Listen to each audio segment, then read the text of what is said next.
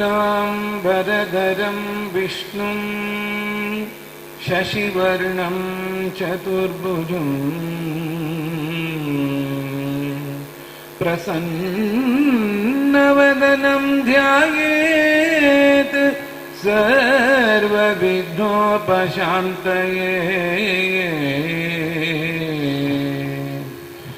सरस्वती नमस्तुभ्यं वरदे कामरूपिणी।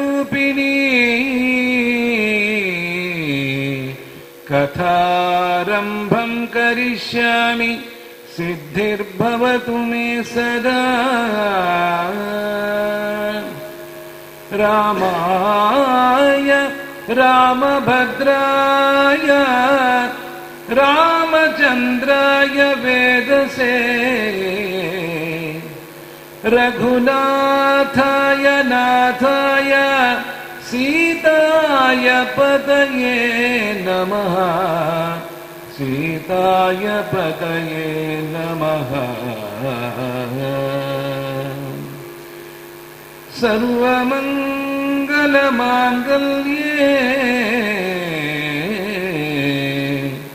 शिवे सर्वार्थसाधिके शरण्ये त्र्यम्बके देवी नारायणी नमोस्तुते। नारायणी नमोस्तुते।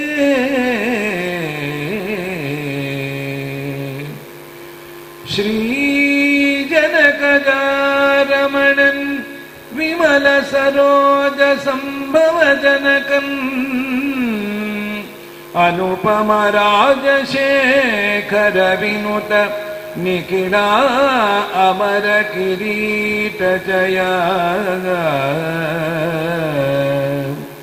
राजितामललितपदपङ्केजम्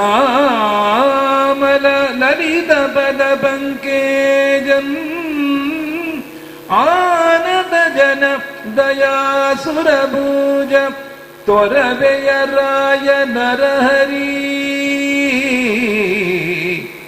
त्वरवेयराय नरहरि पालिसुगे जगवाग।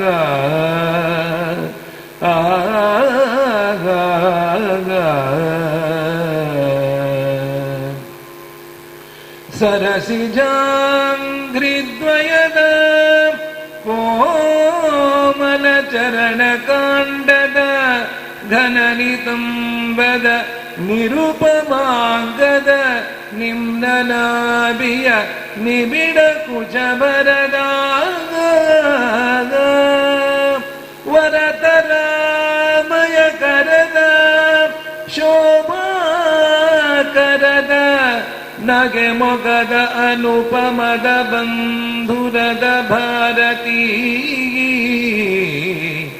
ನಗೆ ಮೊಗದ ಅನುಪಮದ ಬಂಧುರದ ಭಾರತೀ.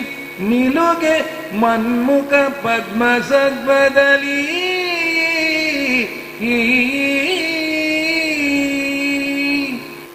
ದುರ್ಗೆ ಸ್ಮೃತ ಹರಸಿ ಭೀತಿಮಶೇಷ ಜಂತೋ ಸ್ವಸ್ಥೈ ಸ್ಮೃತ ಮತಿಮತೀವ ಶುಭಾಂ ದದಾಸಿ.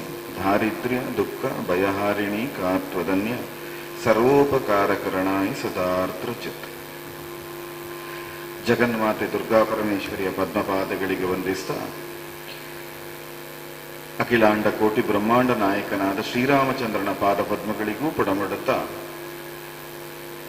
ಕಥಾಶ್ರವಣ ಪುಣ್ಯ ಸಂಪಾದನ ಈ ನೆಲೆಯಿಂದ ರಮತೆ ತೇನ ರಾಮ ಈ ಶೀರ್ಷಿಕೆಯಡಿ ಸಾಗುತ್ತಾ ಇರುವ ಕಥಾಶ್ರವಣದ ಕೊನೆಯ ದಿವಸ ಮಂಗಳಾಚರಣೆಯ ಈ ಪರ್ವಕಾಲದಲ್ಲಿ ನಾವು ನಿಂತಿದ್ದೇವೆ. ಕಳೆದ ವಾರ ಸುಂದರಕಾಂಡವನ್ನು ಪೂರೈಸಿ ಸೀತೆಯಿಂದ ಮುದ್ರೆಯುಂಗುರವನ್ನು ಪಡೆದು ಹೊರಟ ಹನುಮಂತ ರಾಮಚಂದ್ರನಿಗೆ ಬಂದು ಚೂಡಾಮಣಿಯನ್ನು ಕೊಟ್ಟು ಸೀತಾ ಸಂದರ್ಶನ ಮತ್ತು ಲಂಕೆಯ ಪರಿಸರ ಇತ್ಯಾದಿಗಳನ್ನು ರಾಮನಿಗೆ ವರ್ಣಿಸಿದ ಎಂಬಲ್ಲಿಗೆ ನಾವು ಕಥಾ ಸಂಪನ್ನವನ್ನ ಮಾಡಿದ್ದೆವು. ಅಲ್ಲಿಂದ ಮುಂದುವರಿಯುತ್ತಾ ಇವತ್ತು ಮಂಗಳಾಚರಣೆಯಾದ್ದರಿಂದ ರಾಮ ಪಟ್ಟಾಭಿಷೇಕದವರೆಗೆ ನಾವು ಸಾಗಬೇಕು.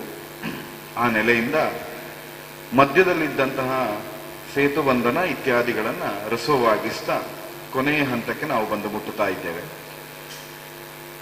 ಹನುಮಂತನಿಂದ ಸೀತೆಯ ಇರವನ್ನರಿತಂತಹ ಶ್ರೀರಾಮಚಂದ್ರ ಸೀತಾಪ್ರಾಪ್ತಿಗಾಗಿ ಲಂಕಾಭಿಯೋಗವನ್ನು ನಡೆಸುವ ಸಿದ್ಧತೆಯನ್ನು ಮಾಡುತ್ತಾನೆ.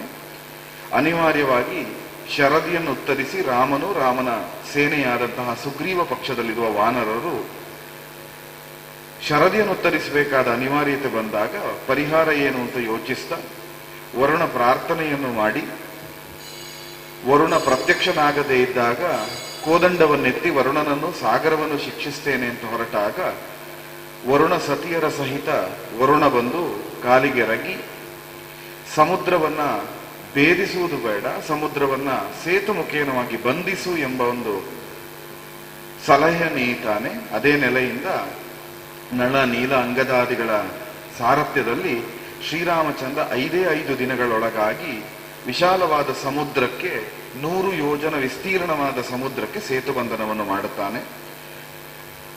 ರಾಮೇಶ್ವರ ಅಂತ ನಾವು ಈಗ ಭೌಗೋಳಿಕವಾಗಿ ಹೇಳುತ್ತೇವೋ ಅಲ್ಲಿಂದ ಲಂಕೆಯ ಸುವೇಲಾದ್ರಿ ಎನ್ನುವ ಸ್ಥಳದವರೆಗೆ ಸೇತುಬಂಧನ ನಿರ್ಮಾಣ ಆಗುತ್ತದೆ, 100 ಯೋಜನ. ಅದರ ವ್ಯಾಪ್ತಿ ವಿಸ್ತಾರಗಳನ್ನ ವಾಲ್ಮೀಕಿಗಳು ವರ್ಣಿಸ್ತಾರೆ. ಅಲ್ಲಿಂದ ಮುಂದೆ ಸೇತುಬಂಧನವಾದ ಮೇಲೆ ಸಮಸ್ತ ವಾನರ ಸೇನೆಯು ರಾಮ ಲಕ್ಷ್ಮಣರು ಲಂಕಾ ಪ್ರವೇಶವನ್ನು ಮಾಡುತ್ತಾರೆ. ಸಮುದ್ರ ತಟದಲ್ಲಿಯೇ ಬೀಡು ಬಿಡುತ್ತಾರೆ, ಪುರಪ್ರವೇಶವನ್ನು ಮಾಡಕೂಡದು ಅಂತ. ಪುನರಪಿ ರಾವಣನೊಂದಿಗೆ ಸಂಧಾನದ ಯತ್ನವನ್ನು, ಅಂಗದಾದಿಗಳ ಸಂಧಾನವನ್ನು ರಾಮ ಪ್ರಯತ್ನಿಸ್ತಾನೆ. ರಾವಣ ಇದು ಯಾವುದನ್ನೂ ಕೇಳದೆ ಯುದ್ಧ ಅನಿವಾರ್ಯ ಅಂತ ಆದಾಗ ಶ್ರೀರಾಮಚಂದ್ರ ಯುದ್ಧಕ್ಕೆ ಪ್ರಸಕ್ತನಾಗುತ್ತಾನೆ. ಯುದ್ಧ ದೀಕ್ಷಿತನಾದ ರಾಮನ ವಿರೋಧಿಯಾಗಿ ಶ್ರೀರಾಮನ ಸೇನೆಯನ್ನು, ಶ್ರೀರಾಮನನ್ನು ನಾಶ ಮಾಡಬೇಕು ಎನ್ನುವ ಸದಾಶಯದಿಂದ, ಅಂದ್ರೆ ಅವನಿಗದು ಸದಾಶಯ, ಪ್ರಪಂಚಕ್ಕದು ಕೆಟ್ಟ ಆಶಯ, ಅಂತಹ ಒಂದು ಸದಾಶಯ ನನ್ನಲ್ಲಿದೆ, ಅದಕ್ಕೆ ವಿಕ್ರಮಿಗಳಾದ ನೀವೆಲ್ಲ ಬರಬೇಕು ಅಂತ ಸಭಾ ಮಧ್ಯದಲ್ಲಿ ರಾವಣ ಘೋಷಿಸ್ತಾನೆ. ವಿಭೀಷಣ ನೀತಿಯನ್ನು ಹೇಳಿ ರಾಮನನ್ನು ಬಿಟ್ಟು ಹೊರಡುತ್ತಾನೆ. ಕೈಕಸಾದೇವಿಯು ರಾವಣನಿಗೆ ನೀತಿಯನ್ನು ಹೇಳ್ತಾಳೆ, ಇದು ಸದಾಶಯ ಅಲ್ಲ ಅಂತ. ನನಗಿದೇ ಸದಾಶಯ ಅಂತ ಪಟ್ಟು ಹಿಡಿತಾನೆ. ರಾಮನಾಶವೇ ನನಗೆ ಸದಾಶಯ ಅಂತ. ನಾವು ಆ ಕಾಲಘಟ್ಟದಲ್ಲಿ ನಾವು ಇದ್ದೇವೆ. ಒಂದಷ್ಟು ಮಂದಿಗಳು ರಾಮಾಯಣ ಸುಳ್ಳು, ರಾಮ ಸುಳ್ಳು, ವೇದ ಸುಳ್ಳು, ಧರ್ಮ ಸುಳ್ಳು ಅಂತ ಹೇಳಿ ಧರ್ಮ ಗ್ರಂಥಗಳನ್ನು ಸುಡಬೇಕು, ರಾಮನನ್ನ ವಿರೋಧಿಸಬೇಕು ಅಂತ ಹೇಳುವುದೇ ಸದಾಶಯ ಅಂತ ಹೇಳುವ ರಾವಣ ಪಕ್ಷೀಯರು ನಮ್ಮ ಮಧ್ಯೆ ಇದ್ದಾರೆ. ಈಗ ಅಂಥದ್ದೇ ಕಾಲ ಇದ್ದಾಗ ರಾವಣನ ಪಕ್ಷದಲ್ಲಿದ್ದವರೆಲ್ಲ ಒಟ್ಟಾಗಿ ರಾಮನ ವಿರುದ್ಧ ಯುದ್ಧಕ್ಕೆ ಹೊರಟರು. ಒಬ್ಬೊಬ್ಬರನ್ನೇ ಕಳುಹಿಸ್ತಾ ಬಂದ. ಕಳ್ಕೊಳ್ತಾ ತನ್ನ ಮಕ್ಕಳನ್ನು ಕಳ್ಕೊಳ್ಳುವುದಕ್ಕೆ ಹೊರಟ. ರಾವಣನ ಮಕ್ಕಳಿಗೆಲ್ಲ ಒಳ್ಳೆ ಆಶಯದಿಂದಲೇ ಹೆಸರಿಟ್ಟಿದ್ದಾವ. ಅವನ ಹೆಸರೆಲ್ಲ ಅಂತದ್ದೇ. ಸೂರ್ಯಶತ್ರು, ಯಜ್ಞಶತ್ರು, ದೇವಾಂತಕ, ನರಾಂತಕ, ಇದೆಲ್ಲ ರಾವಣನ ಮಕ್ಕಳ ಹೆಸರು. ಅಂದ್ರೆ ಒಳ್ಳೆಯದನ್ನು ಮಾಡ್ಲಿಕ್ಕೆ ಹುಟ್ಟಿದ್ದಲ್ಲ ಅಂತ ಅವ್ರು ಹುಟ್ಟುವಾಗಲೇ ಆ ಹೆಸರನ್ನಿಟ್ಟು ಬೆಳೆಸಿದ್ದ ಅವನು. ಅಂಥವರೆಲ್ಲ ನಾಶ ಆಯಿತು. ಅಕ್ಷಕುಮಾರ, ಜಂಬುಮಾಲಿ, ಅತಿಕಾಯ, ತರಣಿಸೇನ ಎಲ್ಲರ ನಾಶವೂ ಆಗುತ್ತಾ ಅಳಿದುಳಿದ ಬಲ ಸಹಿತ ಹೋದಂತಹ ಎಲ್ಲರ ನಾಶ ಆಗುತ್ತದೆ. ಅವನಿಗೆ ಅತ್ಯಂತ ಪ್ರೀತಿ ಪಾತ್ರನಾದಂತಹ ಕುಂಭಕರ್ಣನ ಸಾವಾಗುತ್ತದೆ. ಕುಂಭ ನಿಕುಂಭರ ಮರ್ದನ ಆಗುತ್ತದೆ. ಮಕರಾಕ್ಷನ ಸಾವಾಗುತ್ತದೆ. ಹೀಗೆ ಎಲ್ಲರ ಸಾವು ಆಗಿ ಕೊನೆಗೆ ರಾವಣನ ಪ್ರತಿರಾವಣ ಅನಿಸಿದ, ರಾವಣನ ಯೌವನದ ಸ್ವರೂಪ ಅಂತ ಅನಿಸಿದ ಇಂದ್ರಜಿತುವಿನ ನಾಶವೂ ಆಗುತ್ತದೆ.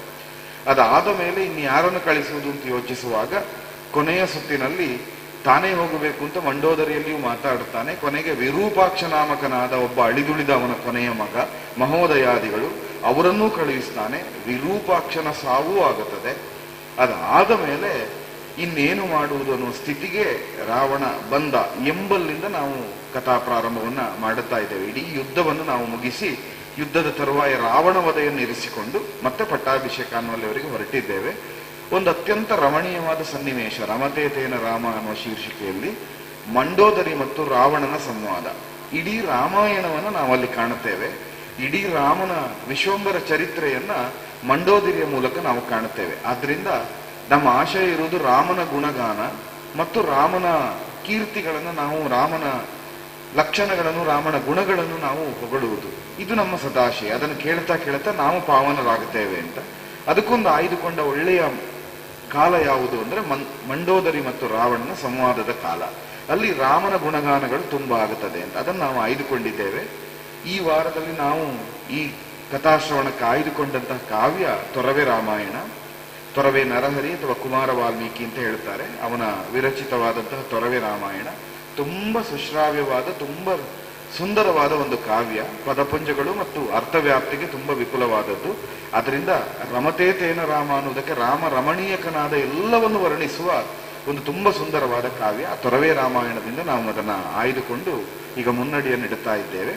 ಸುಪಾರ್ಶಕ ಅನ್ನುವಂತಹ ಮಂತ್ರಿ ರಾವಣನಲ್ಲಿ ಬಂದು ವಿರೂಪಾಕ್ಷಾದಿಗಳು ಸತ್ತ ಕಥೆಯನ್ನು ಹೇಳಿ, ಸರ್ವನಾಶ ಆಯಿತು, ನಾವೆಲ್ಲ ಕಳೆದು ಹೋದೆವು, ನಾವು ಬದುಕಿ ಬಂದದ್ದೇ ಹೆಚ್ಚು ರಾಮನ ಅಸ್ತ್ರಕ್ಕೆ, ಸಕಲ ಸೇನೆಯೂ ಸತ್ತು ಬಿದ್ದಿದೆ ಅಂತ ವರ್ತಮಾನವನ್ನು ಮುಟ್ಟಿಸಿದ ಕ್ಷಣದಲ್ಲಿ ರಾವಣನ ಚಿಂತೆಯಿಂದ ನಾವು ತೊಡಗುತ್ತೇವೆ.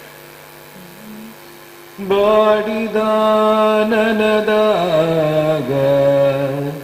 ಅಡಬಡಿದು ಎಡೆಯಾಡಿ ಬಳಲುವ ಮನದ ಮಾತಿಗೆ ತೋಡನಿಕ್ಕಿದ ನಾಲಗೆಯ ನುಡಿಸುಯಿಲದ ಸುರೇಂದ್ರ ನೀಡಿದನು ನಿಜ ತನುವ ಮಲಗಿದ ಮೂಡೆಯಲಿ. ಬಳಿಕಲಿ ಅಂಜುತಂಜುತ ಬಳಿಕ ಅಂಜುತಂಜುತ ಕೋಡು ತಳುಕುತ ಬಂದಳ ಸುರನ ಬಳಿಗೆ ಮಯತನುಜೆ ಅಂಜುತಂಜುತ ಕೋಡು ತಳುಕುತ ಅಸುರನ ಬಳಿಗೆ ಬಂದಳು.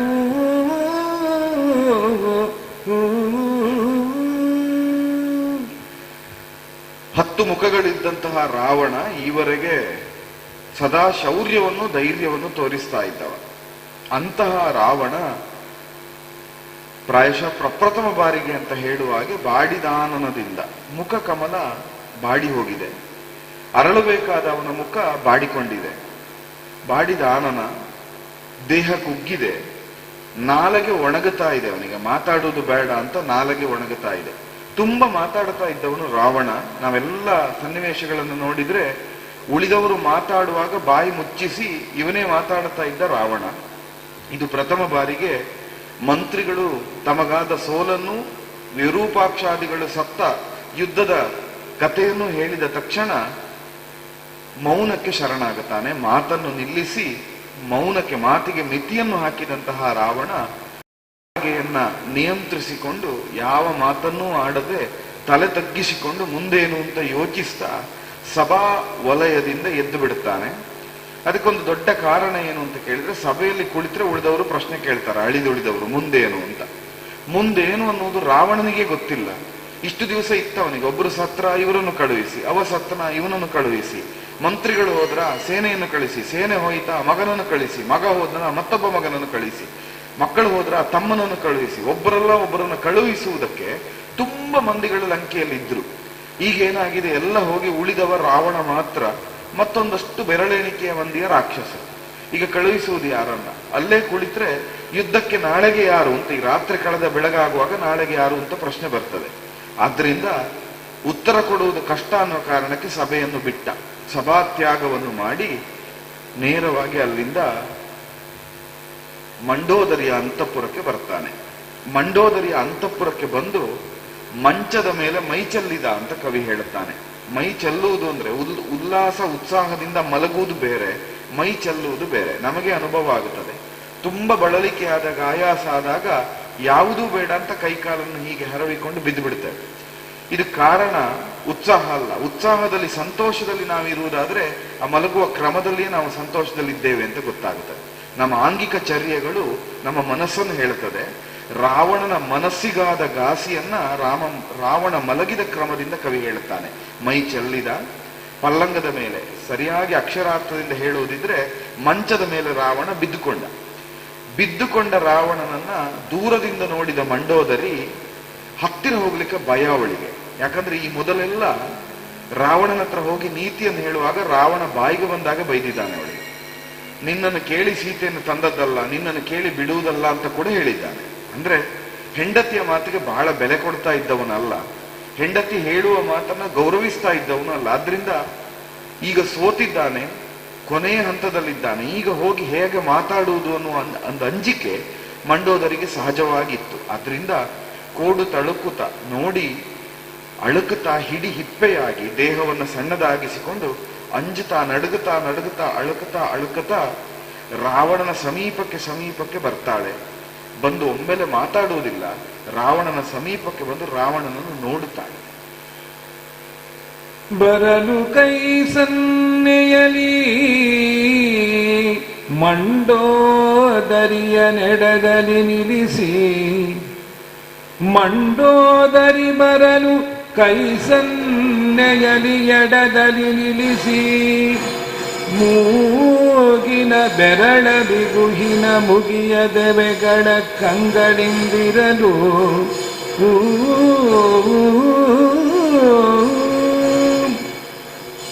ಅರಸನನು ಮರಿದು ಒಯ್ಯನೊಯ್ಯನೆ ದುರದ ಮುಂದಣ ಕಾರ್ಯಕ್ಕೆ ಏನುತ್ತರಣವನು ನೀವು ಕಂಡಿರಿ, ದುರದ ಮುಂದಣ ಕಾರ್ಯಕ್ಕೆ ಏನುತ್ತರಣವನು ನೀವು ಕಂಡಿರಿ ಎಂದಳು ರಾಣಿ ರಾವಣನ.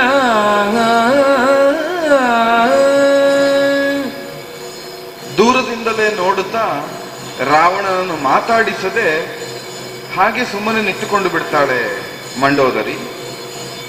ನಿತ್ತ ಮಂಡೋದರಿಯನ್ನು ನೋಡಿದ ರಾವಣನೇ ಕೈ ಸನ್ನೆಯಲ್ಲಿ ಅವಳ ಹತ್ರ ನೀನು ಎಡಬದಿಯಲ್ಲಿ ನಿಂತುಕೋ ಅಂತ ದಾರಿ ತೋರಿಸ್ತಾನೆ. ರಾವಣನಿಗೂ ಮಾತಾಡುವುದಕ್ಕೊಬ್ರು ಬೇಕಿತ್ತು. ನಾವು ಇಲ್ಲಿ ತುಂಬಾ ಗಮನಿಸಬೇಕಾದ್ದೇನು ಅಂದ್ರೆ, ಎಷ್ಟೇ ದೊಡ್ಡ ದುಷ್ಟನಾಗಿರ್ಲಿ, ಎಷ್ಟು ದೊಡ್ಡ ನಾಯಕನಾಗಿರ್ಲಿ, ಎಷ್ಟು ದೊಡ್ಡ ಸಾಮ್ರಾಜ್ಯ ಇರಲಿ, ಎಂತೆಂತಹ ದೊಡ್ಡ ಚಾರಕರಿರ್ಲಿ, ಸೇವಕರಿರ್ಲಿ, ನಮಗ ಆಪ್ತರು ಅಂತ ಒಬ್ಬರು ಇಲ್ಲದೆ ಇದ್ರೆ ನಮ್ಮ ಮನದ ಮಾತನ್ನು ಹೇಳಿಕೊಳ್ಳುವುದು ಕಷ್ಟ. ರಾವಣನಿಗಾದರೂ ಮನಸ್ಸನ್ನು ಬಿಚ್ಚಿಡುವುದಕ್ಕೆ ಯಾರಿಲ್ಲ. ಇದ್ದ ಎಲ್ಲ ಹೋಗಿದ್ದಾರೆ, ಈಗಿರುವುದು ಹೆಂಡತಿ ಮಾತ್ರ. ಅದರಿಂದ ಏನು ಮಾಡ್ತಾನೆ ಅಂದ್ರೆ, ಕೈ ಸನ್ನೆಯಲ್ಲಿ ನೀ ಬಾ, ಇಲ್ಲಿ ನಿಂತುಕೋ ಅಂತ ತೋರಿಸ್ತಾನೆ. ಅಂದ್ರೆ ನನಗೆ ಮಾತಾಡುವುದಕ್ಕಿದೆ ಅಂತ ಅದು ಸೂಚನೆ. ಮಂಡೋದರಿ ಸುಮ್ಮನೆ ಬಂದು ನಿಂತ್ಕೊಳ್ತಾಳೆ. ನಿಂತುಕೊಂಡು ರಾವಣನ ನೋಡಿದ್ರೆ ರಾವಣ ಮೂಗಿನ ಮೇಲೆ ಬೆರಳನ್ನಿಡ್ತಾನೆ. ಮೂಗಿನ ಮೇಲೆ ನಾವು ಬೆರಳಿಡುವುದು ಯಾವಾಗ ಅಂದ್ರೆ ತುಂಬಾ ಚಿಂತೆ ಬಂದಾಗ. ಇನ್ನೇನು ಮಾಡುವುದು, ಅದಕ್ಕೆ ಬೇರೆ ಬೇರೆ ಆಂಗಿಕ ಅಭಿನಯ ಉಂಟು. ಹೀಗೆ ಇಡಬೇಕು ಅಂತಿಲ್ಲ, ಕೆಲವರು ಹೀಗಿಡುತ್ತಾರೆ, ಕೆಲವರು ಹೀಗಿಡುತ್ತಾರೆ. ಆಂಗಿಕ ಅಭಿನಯಗಳು ಬೇರೆ. ಆದ್ರೆ ಚಿಂತೆ ಬಂದಿದೆ ಎನ್ನುವುದನ್ನು ತೋರಿಸುವುದಕ್ಕೆ ಬೆರಳನ್ನ ಮೂಗಿನ ಮೇಲೆ ಇಟ್ಟು ಬಿಟ್ಟ ಕಣ್ಣನ್ನು ಮುಚ್ಚದೆ, ಕಣ್ರೆಪ್ಪೆ ಮುಚ್ಚದೆ ಎಲ್ಲಿಯೋ ಅನ್ಯಮಾನಸ್ಕನಾಗಿ ಯೋಚನೆ ಮಾಡ್ತಾ ಇರ್ತಾನೆ. ಈ ಅನ್ಯಮಾನಸ್ಕನಾಗಿ ಯೋಚನೆ ಮಾಡುವ ರಾವಣನ ನೋಡಿದ ಮಂಡೋದರಿಗೆ ಇವನಿಗೆ ಚಿಂತೆ ಬಂದಿದೆ ಅಂತ ಗೊತ್ತು. ಆದರೆ ಏನು ಚಿಂತೆ ಅಂತ ಕೇಳುವಷ್ಟು ಧೈರ್ಯ ಅವಳಲ್ಲಿ ಇಲ್ಲ. ಯಾಕಂದ್ರೆ ಹಿಂದೆಲ್ಲ ಚಿಂತೆ ಬಂದಿದೆ, ಚಿಂತೆ ಬಂದಿದೆ, ಚಿಂತೆ ಬಂದಿದೆ ಅಂತ ಹೇಳುವಾಗಲೆಲ್ಲ ರಾವಣ ಮಾಡ್ತಾ ಇದ್ದ ಉತ್ತರ ಒಂದೇ, ಇಲ್ಲ, ಸೀತೆಯನ್ನು ಬಿಡುವುದಿಲ್ಲ, ಯುದ್ಧ ಮಾಡ್ತೇನೆ, ರಾಮನ ತಲೆ ಕಡಿತಾನೆ.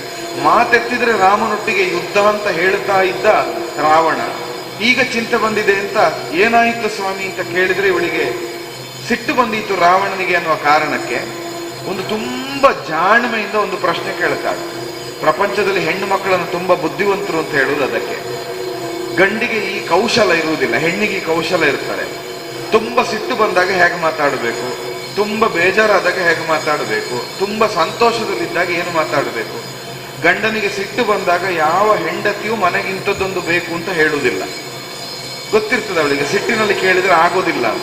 ತುಂಬಾ ಗಂಡ ಸಂತೋಷದಲ್ಲಿರುವಾಗಲೇ ಹೇಳುದು, ನಮ್ಮ ಮನೆಗೊಂದು ಇಂಥದ್ದಿದ್ರೆ ಒಳ್ಳೇದಿತ್ತು ಅಂತ. ಆ ಸಂತೋಷದಲ್ಲಿ ನಡೆದು ಹೋಗ್ತದೆ ಅಂತ ಈ ಜಾಣ್ಮೆ ಹೆಣ್ಣಿಗಿರ್ತದೆ. ಮಂಡೋದರಿ ಹೇಳಿ ಕೇಳಿ ಪತಿವ್ರತೆ, ಸಾಧ್ವಿ ಶಿರೋಮಣಿ, ಮಯತನುಜೆ, ತುಂಬಾ ಬುದ್ಧಿವಂತಳು. ಅವಳು ಬೇರೆ ಏನು ಕೇಳುವುದಿಲ್ಲ. ಇವಳು ದುರದಲ್ಲಿ ಮುಂದಿನ ಕಾರ್ಯದ ಉತ್ತರಣಕ್ಕೇನ ಮಾಡ್ಬೋದು ಅಂತ. ಈ ಯುದ್ಧದಲ್ಲಿ ಮುಂದಿನ ಕಾರ್ಯದ ಉತ್ತರಣ, ಯುದ್ಧದ ಉತ್ತರಣ ಅಂತಲೂ ಅಲ್ಲ, ಯುದ್ಧ ಕಾರ್ಯದ ಉತ್ತರಣ. ಯುದ್ಧವನ್ನು ಕೈಗೆತ್ತುಕೊಂಡಾಗಿದೆ ನೀವು, ಉತ್ತರಣ ಅಂದ್ರೆ ಒಂದು ಮೇಲೆತ್ತುವುದು ಅಂತಲೂ ಅರ್ಥ. ಈಗ ನೀವು ಆಳಕ್ಕೆ ಇಳಿದು ಬಿದ್ದಾಗಿದೆ ಪ್ರಪಾತಕ್ಕೆ, ಮೇಲೆ ಎಳ್ಲಿಕ್ಕೆ ಏನು ಮಾಡ್ತೀರಿ ಅಂತ. ಮುಂದೆ ಮೇಲೆ ಎಳೆದು ಬರ್ಲಿಕ್ಕೆ ಏನು ಮಾಡ್ತೀರಿ? ಈಗಲೇ ಮೇಲೆ ಎಳ್ಲಿಕ್ಕಾಗದಷ್ಟು ಪತನ ಹೊಂದಿದ್ದೀರಿ. ಎಷ್ಟು ಚಂದ ಅಂದ್ರೆ ಅದನ್ನು ನೈತಿಕವಾದ ಪತನ ಅಂತ ಹೇಳಿ, ಧಾರ್ಮಿಕವಾದ ಪತನ ಅಂತ ಹೇಳಿ, ರಾವಣನ ಸೇನೆಯ ಪತನ ಅಂತ ಹೇಳಿ, ರಾಕ್ಷಸತ್ವದ ಪತನ ಅಂತ ಹೇಳಿ, ಎಲ್ಲ ರೀತಿಯಲ್ಲೂ 14 ಲೋಕವನ್ನು ಆಳ್ತಾ ಇದ್ದ ಚತುರ್ದಶ ಭುವನದಲ್ಲಣನಾದ ರಾವಣನ ಬದುಕಿನ ಮಹಾಪತನ. ಈ ಪತನದಿಂದ ಉತ್ತರಣ ಮೇಲೆ ಏಳಲಿಕ್ಕೆ ಏನು ಮಾಡಿದ್ದೀರಿ? ನಾಳೆ ನೀವು ಉತ್ತರಣ ಆಗುವುದಕ್ಕೆ, ಮೇಲೆ ಬರುವುದಕ್ಕೆ ಏನಾದರೂ ಯೋಚನೆ ಮಾಡಿದ್ದೀರಾ ಸ್ವಾಮಿ ಅಂತ ನಿಧಾನಕ್ಕೆ ಕೇಳ್ತಾಳೆ. ರಾವಣನಿಗೆ ಇದು ಸ್ಪಷ್ಟ ಅರ್ಥ ಆಗ್ತದೆ. ಇವಳು ಕೇಳ್ತಾ ಇರುವುದು ಯುದ್ಧ ಗೆಲ್ಲುವ ವಿಷಯ ಮಾತ್ರ ಅಲ್ಲ, ಇವಳು ನನ್ನ ಇಡೀ ಬದುಕನ್ನು ಗುರುತಿಸಿ ಹೇಳ್ತಾ ಇರುವ ಮಾತು ಉತ್ತರಣ ಅಂತ. ಅದಕ್ಕೆ ಅಲ್ಲಿಂದಲೇ ತೊಡಗುತ್ತಾನೆ. ಉತ್ತರಣಕ್ಕೆ ಏನು ಮಾಡುವುದು? ಉತ್ತರಣವೇ ನಿನ್ನು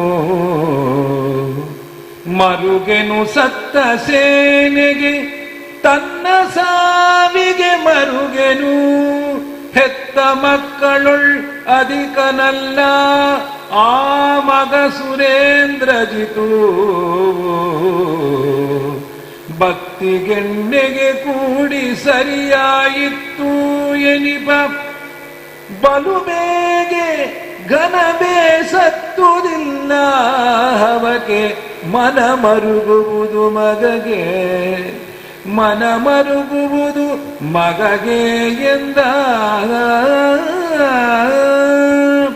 ಹಗೆಯ ಗೆದ್ದೆ ನಿನ್ನು ಸೀತೆಯ ಸೊಗಸು ಸಂದೇನು ಎನ್ನ ಸುರನರ ಜಗತಿ ಸಾರ್ದೇನು ಇನ್ನು ತನ್ನಯ ಜೀವವಿದ್ದೇನು ಮಗ ನಡಿದ ಬಳಿಕ ಅಬಲೆ ಇನ್ನು ತನ್ನಯ ಜೀವವಿದ್ದೇನು ಕೇಳ್ವೆನಂ ಯುಗವದೇಕಿನ್ನು ಚಿಂತೆಯ ಮೊಗವಡದ ಮರುಕದಲ್ಲಿ ಮರುಗಿದನು ದಶಗ್ರೀವ.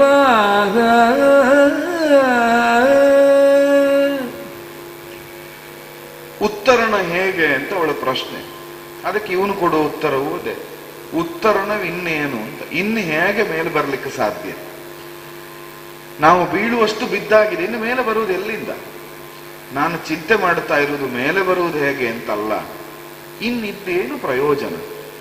ಅಳಿದ ಸೇನೆಗಾಗಿ ದುಃಖಿಸ್ತಾ ಇರುವುದಲ್ಲ, ನಾ ಕಳ್ಕೊಂಡದ್ದಕ್ಕಾಗಿ ಚಿಂತೆ ಮಾಡ್ತಾ ಇರುವುದಲ್ಲ. ನನ್ನ ಚಿಂತೆಗೆ ಒಂದೇ ಕಾರಣ, ಎಲ್ಲದಕ್ಕಿಂತ ಎಲ್ಲರಿಗಿಂತ ನನಗೆ ತುಂಬಾ ಪ್ರೀತಿ ಪಾತ್ರನಾದವನು ಇಂದ್ರಜಿತು ಮಗ. ಅದನ್ನೇ ಶಾಸ್ತ್ರಕಾರರು ಹೇಳ್ತಾರೆ, ಪುತ್ರ ಶೋಕಂ ನಿರಂತರಂ ಅಂತ. ಮಕ್ಕಳನ್ನು ಕಳಕೊಂಡ ಚಿಂತೆಯಿಂದ ಹೊರಬರುವುದಕ್ಕೆ ತಾಯಿ ತಂದೆಯರಿಗೆ ಬದುಕಿನುದ್ದಕ್ಕೂ ಸಾಧ್ಯ ಇಲ್ಲ ಅಂತ ರಾವಣನ ಬಾಯಲ್ಲಿ ಕವಿ ಅದನ್ನು ಹೇಳಿಸ್ತಾನೆ. ಉತ್ತರಣವಿದಿನ್ನೇನು? ಸೇನೆ ಹೋಯಿತು ಅಂತ ಬೇಸರ ಇಲ್ಲ, ನನ್ನ ಸಂಪತ್ತು ಕರಗಿ ಹೋಯಿತು, ನಷ್ಟ ಆಯಿತು, ಸ್ವರ್ಣಲಂಕೆಯೇ ಬಿದ್ದು ಹೋಗ್ತಾ ಇದೆ, ನನಗೆ ನೋವಲ್ಲ. ಒಬ್ಬ ಇಂದ್ರಜಿತುವನ್ನು ಕಳಕೊಂಡ ದುಃಖ ಬಾಧಿಸ್ತಾ ಇದೆ ನನಗೆ, ಎಣ್ಣೆಗೂ ಬತ್ತಿಗೂ ಸರಿಯಾದ ಹಾಗೆ ಅಂತ ಒಂದು ಉದಾಹರಣೆಯನ್ನು ಕೊಡ್ತಾರೆ. ಅಂದ್ರೆ ಬತ್ತಿಯೂ ಇರುವುದಷ್ಟೇ, ಎಣ್ಣೆಯೂ ಇರುವುದಷ್ಟೇ.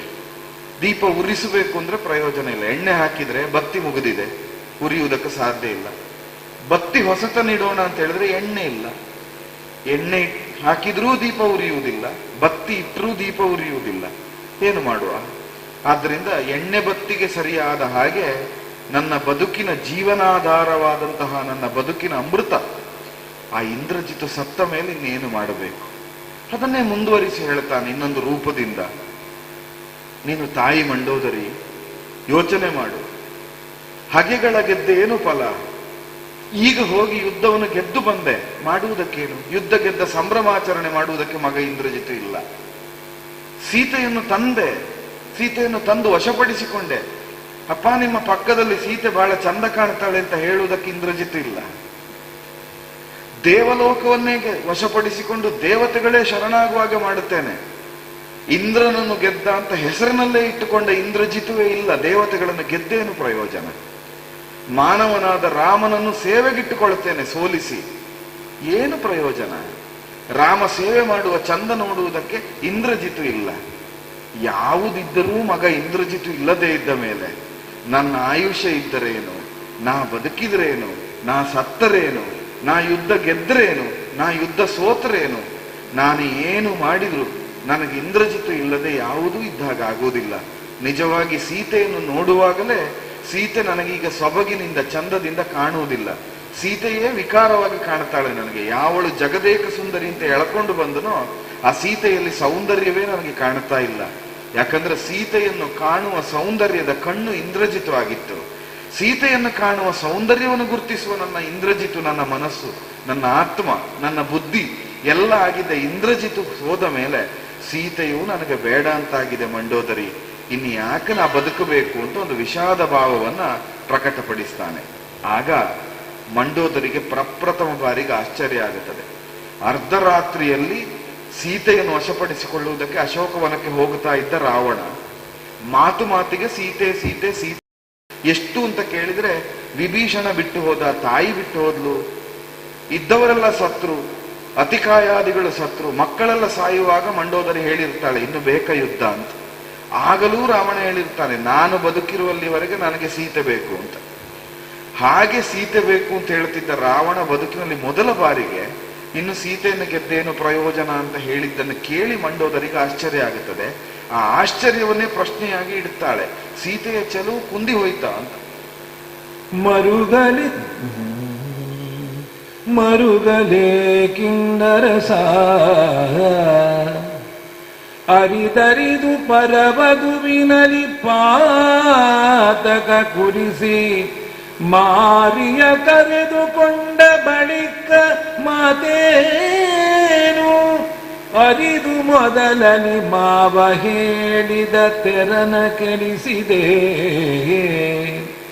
ಮಾವ ಹೇಳಿದ ತೆರನ ಕೆಡಿಸಿದೆ, ತಮ್ಮನುಚಿತವನರಿಯದಾದೆ ತರಟನವ ಮಾಡಿದೆ ನಿರರ್ಥದಲ್ಲಿ. ತಾಯ ಮಾತಿನ ನೀತಿ ಕರ್ಣಕ್ಕೆ ಸಾಯಕದ ಮೊನೆಯಾಯ್ತು, ನಿನ್ನಯ ತಾಯಿ ತಂದೆಯ ವಚನವು ಅಚಲಿತ ಬೋಧೆ ಬೋಸರದ ವಾಯುವಿನ ತೆರನಾಯ್ತು. ತಂಗಿಯ ಮಾಯಕಾತಿಯ ಮಾತು, ತಂಗಿಯ ಮಾಯಕಾತಿಯ ಮಾತು ಕರ್ಣರಸಾಯನವು ನಿನಗಾಯ್ತು, ಸಾಕಿಂದೇಕೆ ಪರಿತಾಪ.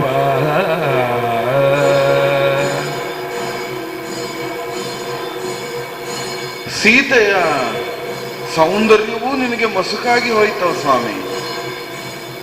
ಈಗ ನಿನಗೆ ಸೀತೆಯೂ ಬೇಡ ಅಂತ ಕಣ್ಣೀರಿಡ್ತಾ ಇದ್ದೆ. ಮರುಗಲೇತಕ್ಕೆ ಎಲ್ಲ ಒಂದು ಜಾನಪದವಾದ ಗಾದೆಯ ಮಾತಿನಾಗೆ ನಾಣ್ಣುಡಿ ನಾವು ಹೇಳ್ತೇವೆ. ಊರೆಲ್ಲ ಸೂರ್ಯ ಹೊಯ್ದ ಮೇಲೆ ಕೋಟೆಯ ಬಾಗಿಲನ್ನು ಹಾಕಿದ್ರು. ಎಲ್ಲ ತೆಗೆದುಕೊಂಡು ಹೋದ ಮೇಲೆ ಈಗ ಮರುಗಿ ಪ್ರಯೋಜನ ಏನು ಸ್ವಾಮಿ? ಮರುಗಲಿನ್ನೇತಕ್ಕೆ? ಯಾಕೆ ಕಣ್ಣೀರಾಗ್ತಿ? ಈಗ ಕೇಳಬೇಕಾದ ಹೊತ್ತಿನಲ್ಲಿ ಕೇಳಲಿಲ್ಲ ನಿನಗೆ. ಮಾಡಿದ ಕಾರ್ಯ, ಮಾಡಿದ ಪಾಪ, ನಮ್ಮ ಕರ್ಮ ಯಾವತ್ತೂ ನಮ್ಮ ಬೆನ್ನನ್ನು ಬಿಟ್ಟು ಹೋಗುವುದಿಲ್ಲ. ಪಾಪ ಕಾರ್ಯಕ್ಕೆ ಮನವನ್ನೆಳೆಸಿದ ಮೇಲೆ ಆ ಪಾಪ ಫಲವನ್ನು ಅನುಭವಿಸಲೇಬೇಕು. ನಾವು ತುಂಬಾ ಯೋಚಿಸ್ತೇವೆ, ನಾನು ಮಾಡಿದ್ದನ್ನು ಯಾರೂ ನೋಡ್ಲಿಲ್ಲ ಆದ್ರಿಂದ ನಾ ಕಳ್ಳ ಅಲ್ಲ ಅಂತ. 4 ಜನ ನೋಡದೇ ಇದ್ರೆ ನಾನು ಸುಭಗ, ನೋಡಿದ್ರೆ ಕಳ್ಳ ಅಂತ. ಯಾರು ನೋಡದೇ ಇದ್ರು ಇಬ್ಬರು ನೋಡ್ತಾರಂತೆ. ಒಂದು ದೇವರು ಮೇಲಿದ್ದ ಪರಮಾತ್ಮ, ಇನ್ನೊಂದು ಒಳಗಿದ್ದ ಅಂತರಾತ್ಮ. ಇದೆರಡು ನೋಡಿಯೇ ನೋಡ್ತದೆ. ಇದೆರಡನ್ನು ವಂಚಿಸಿ ಏನು ಮಾಡ್ಲಿಕ್ಕೆ ಸಾಧ್ಯ ಇಲ್ಲ. ನಮ್ಮ ಶೀಲ, ನಮ್ಮ ಚಾರಿತ್ರ್ಯ ಅನ್ನೋದು ಹೇಗೆ ಗೊತ್ತಾಗುತ್ತದೆ ಅನ್ನೋದಕ್ಕೆ ಪ್ರಾಜ್ಞರೊಂದು ಮಾತು ಹೇಳ್ತಾರೆ. ಒಂದು ಬಾಳೆಯ ಕೊನೆಯನ್ನು ಕಟ್ಟಿಟ್ಟಿರ್ತಾರೆ, ಬಾಳೆ ಹಣ್ಣಾಗಿರ್ತದೆ, ನಮಗೆ ಹಸಿವಾಗಿರ್ತದೆ, ಯಾರು ಸುತ್ತ ಇರುವುದಿಲ್ಲ, ಯಾರೂ ಅದನ್ನು ನೋಡ್ತಾ ಇಲ್ಲ. ಬಾಳೆ ಕೊನೆ ತುಂಬಾ ಹಣ್ಣಿದೆ, ಒಂದು ಹಣ್ಣನ್ನು ತೆಗೆದ್ರೆ ಬಾಳೆ ಕೊನೆಗೆ ನಷ್ಟವೂ ಇಲ್ಲ. ಇಡೀ ಕೊನೆ ತುಂಬಿದ ಹಣ್ಣುಗಳು, ಒಂದು ತೆಗೆದ್ರೆ ಕೊನೆಗೇನು ನಷ್ಟ ಇಲ್ಲ. ನೋಡುವವರು ಯಾರಿಲ್ಲ, ಕೇಳುವವರಿಲ್ಲ, ನನಗೆ ತುಂಬಾ ಹಸಿವಾಗಿದೆ. ಆ ಹೊತ್ತಿನಲ್ಲಿಯೂ ಕೇಳದೆ ಬಾಳೆಹಣ್ಣನ್ನು ತೆಗೀತೇವೋ, ಕೇಳಿ ಬಾಳೆಹಣ್ಣನ್ನು ತೆಗೀತೇವೋ ಅನ್ನೋದರ ಮೇಲೆ ನಮ್ಮ ಚಾರಿತ್ರ್ಯ, ನಮ್ಮ ಶೀಲ ಏನು ಅಂತ ನಿರ್ಣಯ ಆಗುತ್ತದೆ ಅಂತ. 4 ಜನ ಇರುವಾಗ ಎಲ್ಲರೂ ಸುಭಗರೇ, ಯಾರೂ ಇಲ್ಲದೆ ಇದ್ದಾಗ ನಮ್ಮ ಶೀಲ ಏನು ಅನ್ನುವುದು ನಮ್ಮ ಚಾರಿತ್ರ್ಯವನ್ನು ಹೇಳುತ್ತದೆ. ಮಂಡೋದರಿ ಅಂತ ಮಾತುಗಳನ್ನು ಆಡುತ್ತಾರೆ. ಪರಸ್ತ್ರೀಯನ್ನು ಬಯಸುವ ಪಾಪ ಕಾರ್ಯಕ್ಕೆ ಮನಸ್ಸನ್ನು ಮಾಡಿದ ಮೇಲೆ ಇಷ್ಟೆಲ್ಲ ಕಳ್ಕೊಳ್ಳಬೇಕಾದ ಸ್ಥಿತಿ ಬಂದೇ ಬರ್ತದೆ. ಇದು ನೀನು ಮಾಡಿದ್ರೂ ಅಷ್ಟೇ, ಲೋಕದಲ್ಲಿ ಮತ್ತೊಬ್ಬ ಮಾಡಿದ್ರೂ ಅಷ್ಟೇ. ಅದರಲ್ಲಿಯೂ ನೀನು ಮಹಾಪಾಪ ಪಾತಕ್ಕೆ ಯಾಕೆ ಅಂದ್ರೆ, ಉಳಿದವರು ಸಾಮಾನ್ಯ ಪರಸ್ತ್ರೀಯನ್ನು ಬಯಸುವುದು, ನೀನಾಗಲ್ಲ. ಜಗತ್ತಿನ ತಾಯಿಯಾದ ಲಕ್ಷ್ಮೀ ಸ್ವರೂಪದ ಸೀತೆಯನ್ನು ಬಯಸಿದೆ. 2 ವಿಧದ ಪಾಪ ನಿನ್ನದು, ಮಹಾಪಾಪ. ಒಂದು ಪರಸ್ತ್ರೀ ಕಾಮನೆ ಇನ್ನೊಂದು, ಅದಕ್ಕಿಂತ ಹೇಯವಾದದ್ದು, ಅದಕ್ಕಿಂತ ನಿಕೃಷ್ಟವಾದದ್ದು, ಅದಕ್ಕಿಂತ ಅತ್ಯಂತ ಪಾತಕ ಹೇತುಕವಾದದ್ದು ತಾಯಿಯನ್ನು ಕಾಮಿಸುವುದಕ್ಕೆ ಹೊರಟ ಪಾಪ. ಪರಸ್ತ್ರೀಯನ್ನು ಬಯಸಿದ ಪಾಪವೇ ನಿಕೃಷ್ಟವಾದದ್ದು, ತಾಯಿಯನ್ನು ಕಾಮದೃಷ್ಟಿಯಿಂದ ನೋಡಿದ ಮಹಾಪಾಪ. ತಾಯಿಯನ್ನು ಕಾಮದೃಷ್ಟಿಯಿಂದ ನೋಡಿದ ಯಾರೂ ಈವರೆಗೆ ಪ್ರಪಂಚದಲ್ಲಿ ಬದುಕಿದ ಇತಿಹಾಸ ಇಲ್ಲ. ಸಮುದ್ರ ಮಥನ ಕಾಲದಲ್ಲಿ ಮೇಲೆದ್ದು ಬಂದ ಲಕ್ಷ್ಮಿಯನ್ನು ಕಾಮಿಸಿದ ರಾಕ್ಷಸರನ್ನು ವಿಷ್ಣುವೇ ಕೊಂದ, ಈಗಲೂ ಕೊಲ್ಲುವುದಕ್ಕೆ ಬಂದಿದ್ದಾನೆ. ಪರಸ್ತ್ರೀಯನ್ನು ಬಯಸಿದ ಪಾಪ ಕಾರ್ಯಕ್ಕೆ ಇದೇ ಫಲ ಆಗುತ್ತದೆ ಸ್ವಾಮಿ, ನೀ ಯಾಕೆ ಕಣ್ಣೀರಿಳಿಸ್ತಾ ಇದ್ದೆ? ಮರುಗಿ ಫಲ ಏನು? ಜೊತೆಗೆ ಒಂದೆರಡು ಮಾತುಗಳನ್ನು ಸೇರಿಸ್ತಾಳೆ. ತಮ್ಮ ವಿಭೀಷಣ ಅಷ್ಟು ಸಾರಿ ಸಾರಿ ಹೇಳಿದ ನಿಮಗೆ, ರಾಮದೇವರು, ರಾಮ ವಿಷ್ಣು, ರಾಮನ ಸುದ್ದಿಗೆ ಹೋಗಬೇಡ, ಸೀತೆಯನ್ನು ಒಪ್ಪಿಸಿ ಬಿಡು. ರಾಮನೇ ತಾನಾಗಿ ಕೊಲ್ಲಿಕ್ಕೆ ಬರಲಿಲ್ಲ ನಮ್ಮನ್ನ, ನಾವು ಸೀತೆಯನ್ನು ಕದ್ದು ತಂದದಕ್ಕೆ ಕೊಲ್ಲುವುದಕ್ಕೆ ಹುಡುಕಿ ಬಂದಿದ್ದಾನೆ. ರಾಮನಿಗೆ ಕೊಲ್ಲಬೇಕು ಅನ್ನುವ ಆಶಯ ಇರುವುದೇ ಸೀತೆಯನ್ನು ಕದ್ದು ತಂದ ಪಾಪಕ್ಕಾಗಿ. ಒಮ್ಮೆ ಸೀತೆಯನ್ನು ಒಪ್ಪಿಸಿ ಶರಣಾಗು, ರಾಕ್ಷಸರು ನಾವೆಲ್ಲ ಸುಖವಾಗಿ ಬದುಕಬಹುದು ಅಂತ ವಿಭೀಷಣ ಹೇಳಿದ, ಕೇಳಲಿಲ್ಲ. ಮಾರೀಚ ನೀತಿಯನ್ನು ಹೇಳಿದ, ನೀ ಕೇಳಲಿಲ್ಲ. ಕೊನೆಗೆ ತಾಯಿ ಕೈಕಸಾದೇವಿ ಕಣ್ಣೀರಿಡಿದು ಹೊಟ್ಟೆ ಬಡ್ಕೊಂಡು ಹೇಳಿದ್ಲು, ನನ್ನನ್ನು ಕಷ್ಟ ಕಾಲದಲ್ಲಿ ಪಡೆದ 4 ಮಕ್ಕಳು ನೀವು, ದೈವತಾನುಗ್ರಹದಿಂದ ಋಷಿಯನ್ನು ಕಾಡಿ ಪೀಡಿಸಿ ಪುಲಸ್ತ್ಯ ವಂಶಜರಾಗಿ ಕಾಣಿಸಿಕೊಂಡವರು ನೀವು, ಋಷಿ ಸಂತಾನ, ನೀವು ಸಾಯಬಾರದು, ಬದುಕಬೇಕು ರಾವಣ ಅಂತ ತಾಯಿ ಹೇಳಿದ್ರು. ಅಮ್ಮ, ನಿಮ್ಮನ್ನು ಸಭೆಯಿಂದ ಹೊರನೂಕುವುದಕ್ಕೆ ಮಗನಾಗಿ ನನಗಾಗುವುದಿಲ್ಲ, ನಾನೇ ಎದ್ದು ಹೋಗುತ್ತೇನೆ ಅಂತ ರಾವಣ ಹೇಳಿದ. ಅವನ ಮಾತೆಷ್ಟು ಗಂಭೀರವಾದ್ದು ಅಂತ ನೋಡಿ. ಸಭೆಯಿಂದ ತಾಯಾದ ನಿಮ್ಮನ್ನು ಹೊರನೂಕುವುದಕ್ಕೆ ನನಗಾಗುವುದಿಲ್ಲ, ಆದ್ರಿಂದ ನಾನೇ ಎದ್ದು ಹೋಗುತ್ತೇನೆ ಅಂತ. ಅಂದ್ರೆ ನಿಮ್ಮನ್ನು ಹೊರನೂಕುವ ಸ್ಥಾನದಲ್ಲಿದ್ರೆ ನೂಕಿ ಬಿಡ್ತಿದ್ದೆ, ನೂಕ್ಲಿಕ್ಕಾಗದೇ ಇರುವುದರಿಂದ ನಾನೇ ಹೋಗುತ್ತೇನೆ ಅಂತ. ಅದರ ಅರ್ಥ ಹೊರಗೆ ಹೋಗಿ ಅಂತ. ಹಾಗೆ ದೂಷಿಸಿ ತಾಯಿಯ ಮಾತನ್ನು ಮೀರಿದೆ. ನಿನಗೆ ಕರ್ಣರಸಾಯನವಾದದ್ದು ಒಂದು ಮಾತು ಮಾತ್ರ, ಅದು ಕುಲಕುಟಾರಳಾದ ಶೂರ್ಪನಖಿಯ ಮಾತು. ಅವಳು ಹೇಳಿದ್ದೆಲ್ಲ ನಿನಗೆ ಬಹಳ ಚಂದ ಅಂತ ಆಯಿತು, ಕರ್ಣರಸಾಯನದ ಮಾತುಗಳಾಯಿತು. ಅವಳ ಮಾತನ್ನು ಕೇಳಿ ಕೇಳಿ ಕೇಳಿ ಕೇಳಿ ಇದ್ದಷ್ಟೂ ರಾಕ್ಷಸರನ್ನು ಬಲಿಗೊಟ್ಟೆ ನೀನು. ನೀ ಕಳಕೊಳ್ಳುವುದಕ್ಕೆ ಕಾರಣ ಆದದ್ದು ಶೂರ್ಪನಖಿಯಿಂದಾಗಿ. ಇಷ್ಟು ಹೋದ ಮೇಲೂ ನಾನು ಹೇಳಿ ಪ್ರಯೋಜನ ಇಲ್ಲ ನಿನಗೆ. ಏನು ಹೇಳಿದ್ರು ನೀ ಕೇಳುವ ಸ್ಥಿತಿಯಲ್ಲಿಲ್ಲ. ಆದ್ರೆ ನೀ ಎಷ್ಟು ಹೇಳಿದ್ರು ಏನು ಮಾಡಿದ್ರು ನೀನು ಗಂಡ, ನಾನು ಹೆಂಡತಿ. ಹೆಂಡತಿ ಎಷ್ಟೇ ಕಷ್ಟ ಬರಲಿ ಏನೇ ಆಗಲಿ ಗಂಡನ ಶ್ರೇಯಸ್ಸನ್ನೇ ಬಯಸ್ತಾಳೆ. ಆದ್ರಿಂದ ಹೇಳಬಾರ್ದು ಅಂತ ಗೊತ್ತು, ಆದ್ರೂ ಹೇಳುತ್ತೇನೆ ಅಂತ ಹೇಳ್ತಾಳೆ. ಹೇಳಲಮ್ಮೆನು ಹೇಳಿದರೆ ನೀ ಕೇಳುವೆಯೋ ಕೇಳೆಯೋ, ಮಹಾಮುಟ್ಟಾಳವಾಗಿದೆ ನಿನ್ನ ಮಹದೈಶ್ವರ್ಯದಾಯುಷಕ್ಕೆ. ಹೇಳದಿಹುದನುಚಿತವು ಮಾತನು ಕೇಳು, ಕೇಳದೆ ಮಾಡು ರಾಮನ ಕಾಲ ಹಿಡಿ. ಬಿಡು ಜಾನಕಿಯನು ಇಹ ಪರವ ಬಯಸುವಡೆ, ರಾಮನ ಕಾಲ ಹಿಡಿ. ಜಾನಕಿಯನು ಬಿಡು. ಅಕ್ಷಯದ ಫಲವೊಲಿವೊಡೆ ಅಂಬೋಜಾಕ್ಷಿಯನು ಬಿಡು. ಮಗನಿಬ ವಿರೂಪಾಕ್ಷನೊಬ್ಬನೆ ಸಾಕು, ಕರೆಸು ವಿಭೀಷಣನ ಮರಳಿ. ರಕ್ಷಿಸಿ ಪಟ್ಟಣವನು ಕಮಲಾಕ್ಷನತಿ ಕರುಣಾಡು, ನಮ್ಮನುಪೇಕ್ಷಿಸಲು. ಆ ಕಮಲಾಕ್ಷನು ಅತಿ ಕರುಣಾಳು, ನಮ್ಮನುಪೇಕ್ಷಿಸಲು. ಬಳಿಕಿನಿ ತರಲಿ ಕೇಳಿ ಅಂದಳ ಕಾಂತೆ.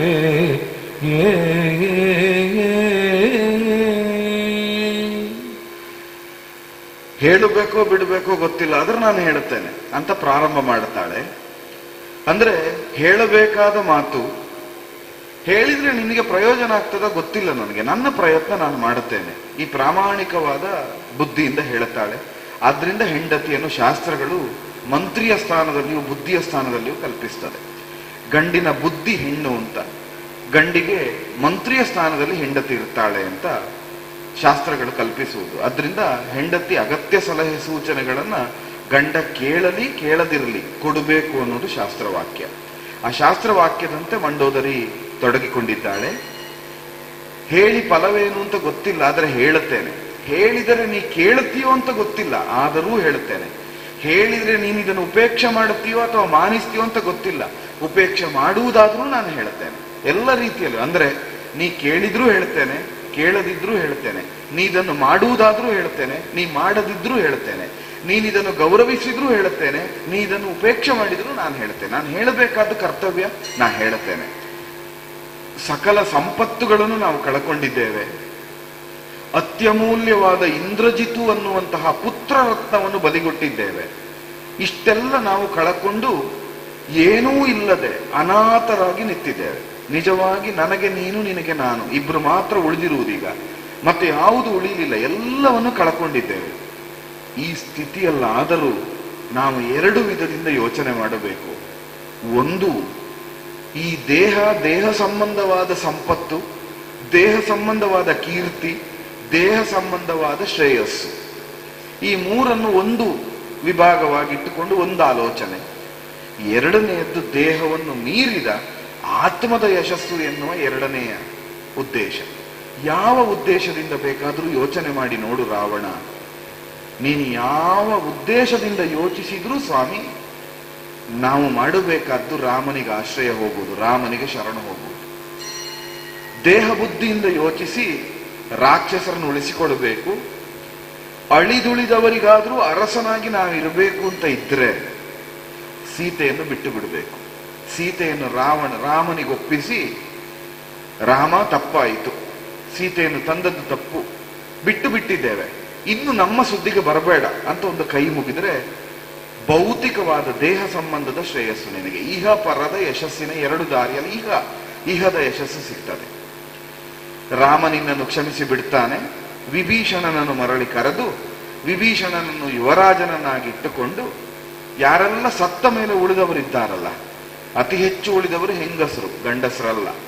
ಯಾಕಂದ್ರೆ ಹೆಂಗಸರು ಯುದ್ಧಕ್ಕೆ ಹೋಗಲಿಲ್ಲ, ಎಲ್ಲ ಹೋದ ಗಂಡಸರು ಸತ್ತಿದ್ದಾರೆ. ಕೊನೆಯ ಯುದ್ಧವಾಗುವಾಗ ರಾವಣ ಘೋಷಣೆ ಮೊಳಗಿಸ್ತಾನೆ, ಸೈನಿಕರು ಅವರು ಇವರು ಅಂತ ಬೇಡ, ನನಗೆ ಜನ ಬೇಕು. 18 ವರ್ಷದ ಕೆಳಗಿನವರಾದ್ರೂ ಆಗುತ್ತದೆ, ವಯಸ್ಸು ಮೀರಿದ ಮುದುಕರಾದ್ರೂ ಆಗುತ್ತದೆ, ತೋರಿಸ್ಲಿಕ್ಕೆ ಜನ ಬೇಕು, ಬನ್ನಿ ಅಂತ. ಎಲ್ಲ ಸೈನಿಕರು ಕೈಯಲ್ಲಿ ಆಯುಧ ಹಿಡ್ಕೊಂಡು ಬನ್ನಿ ಅಂತ. ಇದು ರಾವಣನ ಕೊನೆಯ ತಂತ್ರ.